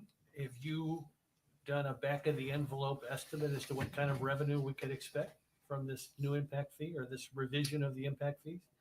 No, we've done what the calculation that goes into this is based on the growth, and we have looked at the projects that you've been looking at and approving. We've also taken the R2P2 report. The MPO is currently going through a long-range transportation plan update. So all of those projects that have kind of been floated around and considered and you're looking at, those are all taken into account for costs. But remember, only a portion of that can be associated with new development and growth, right? So there's a percentage that gets assigned to those, and then the remainder has to be covered by yourselves. Now, some of that will be grants, some of that will be other funding sources. No, I have not done a specific for this year. If you're asking for the revenue from the impact fees, a lot of that has to do with timing. I think you mentioned today a lot of these bigger projects you've approved, they've got a long ways to go before they get to the vertical construction side of it. So the impact fees will be collected at that point when they're getting ready to go vertical, rather than the site development. So when they put shovel in the ground? When they get their building permit, essentially, when they pick that up, that's when we charge the fees. So if you were our new finance director for the town, would you be encouraged by this revenue stream on the early side, or would you suggest that you not consider it until later on? You need to get this in place. There's other reasons why, but you need to get this in place just aside from the revenue side, the legal side. And then the revenue side, it depends on your priorities and the timing of your capital projects. I think some of your stuff is still in planning phase, so you have time to collect revenues to then go towards those costs. The reality with impact fees, and I said this before, and I told staff I want to make sure that we say it again, the reality with impact fees is impact fees don't pay for everything. A lot of people think it's a silver bullet and it's going to solve holes in budgets, and it doesn't. It pays for a portion of your capital projects. The remainder has to come from your other revenue sources. So all that methodology and math is in this formula and all the magic spreadsheet and all that. But that's just the reality of it. It's not, you got to have the projects. The more projects, the more expensive they are, the more money you got to find from other places. So the impact fees will not wholly pay for all that. I just want to be clear on that. So it's not a panacea. Correct. But having said that, and maybe this is more of a Nancy question, but given your research, if, very speculative if at some point we needed to find a revenue source to help with our school, would it be legal to utilize some of these funds to help with the beach school? Well, you've got two categories, and thank you for bringing that up, because you have two categories that you have up here. You will still continue to collect on behalf of the school board the school impact fee, and you will still collect the fire district fee, but those don't go to you. That's a pass through. So the two categories you have now are mobility, which used to be called transportation, and you also have a parks and recreation fee. So those are the two categories you're collecting on behalf of yours. Those funds have to go for those uses. Mobility being anything to create mobility around community. Now that can also be transit. You can help fund some additional transit, some capital purchases for them. You can partner with the transit provider. Maybe some shelters can be worked into that, some of that sort of thing. But it's supposed to be kept within the category. Now, can that supplement some of the things that you're talking about doing, transit to a facility? Perhaps. But that would be another category, I would think, if you're talking about expanding or redeveloping a facility like that. So you're saying no to the beach school? But potentially, because all money is fungible, if we were to say to the school district, we could offset some of your transportation costs. Potentially through the mobility, we'd have to look at that, yes. But obviously, rational nexus and proportionate share type of thing, yes, it would have to be. Would you also potentially, if we wanted to make modifications to the Mound House for it to become a transportation hub for the water ferry, would that be something that would work within this new paradigm? I think there's opportunity for that. Again, mobility, that goes to the ferry kind of conversation. Is there sufficient funds to cover all that? Probably not, but is there opportunities to make that work and pay for some of that? Yes. It's going to come down to your prioritization. It's going to come down to revenue. It's going to come down to how you rank and prioritize these things. As we put our budget together and we look at a capital improvements budget, should we begin to work under the premise that these impact fees will be coming? Yes. I mean, obviously the goal is to adopt by September, latest October. You already are collecting impact fees. Part of the reason why we want to meet that timeline is we want to avoid any risk of having to suspend collection of those. So the continuation of the collection of those from now as you are to the new rates, that would be continuous without a break. And the timeline for the completion of your work is when? We're going to work with Nancy on the actual implementation ordinance this summer, unless if you have any other direction or feelings on categories, such as hotels or something else to be specific called out, we can make those changes in July into August. And hopefully, I think Nancy and I talked about August. We'd like to get it to you first sooner, reading. Yes. because things happen in the fall, as you know.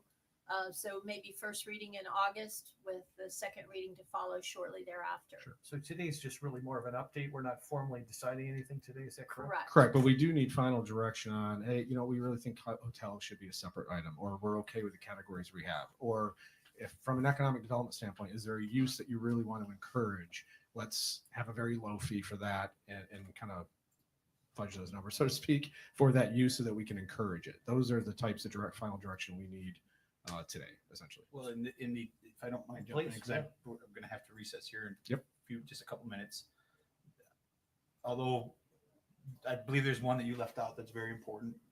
We've talked a lot about this mitigation wall that we want to potentially look down. To me, it's sounding like what I'm hearing you say is we need to look at having more buckets, if you will, than just the mobility and the Parks and Rec, because unless you feel that something like that potentially could fall within one of those two categories as well. Well, the wall, I'd be concerned about what the capacity that you're creating. I mean, you change some insurance and developable ways to develop, but I don't know that I'm unsure yet of the capacity that it creates as infrastructure. Right. So typically your roads are widening, putting lanes in, putting sidewalks in, turn lanes, creating additional capacity for more cars, more people. When you put lights up on a ball field, you create more time and more capacity for those fields. That's what the impact fees go towards. And again, a split between some of it new and then the rest of it has to be paid for by existing. I don't know enough of the details about that, but it's not just because we need to build something. If that's infrastructure that's creating more capacity at the beach, or you're buying more parklands, that's typically what the impact fee goes towards. Well, I would be in favor of having you take a little deeper look at the three projects I think that have been brought up, unless someone else has other projects on the top of their mind that you should. No, that's number one. Take a look at. I don't want to. My fear is pigeonholing us into an area that you run out of transportation things that you could potentially use funding on. Yes, and the challenge again is always tying it to growth, right, and tying it to their share of the cost of that improvement that's necessary. Sure. Correct. Yep. The only thing I would add to that potentially is this alternative bike path that we've been discussing over the last couple of years. That would be. I believe that's included in That that. would be included. Okay. Yep. We took all our two P2 projects. We priced them out. We used DOT and MPO recent project numbers.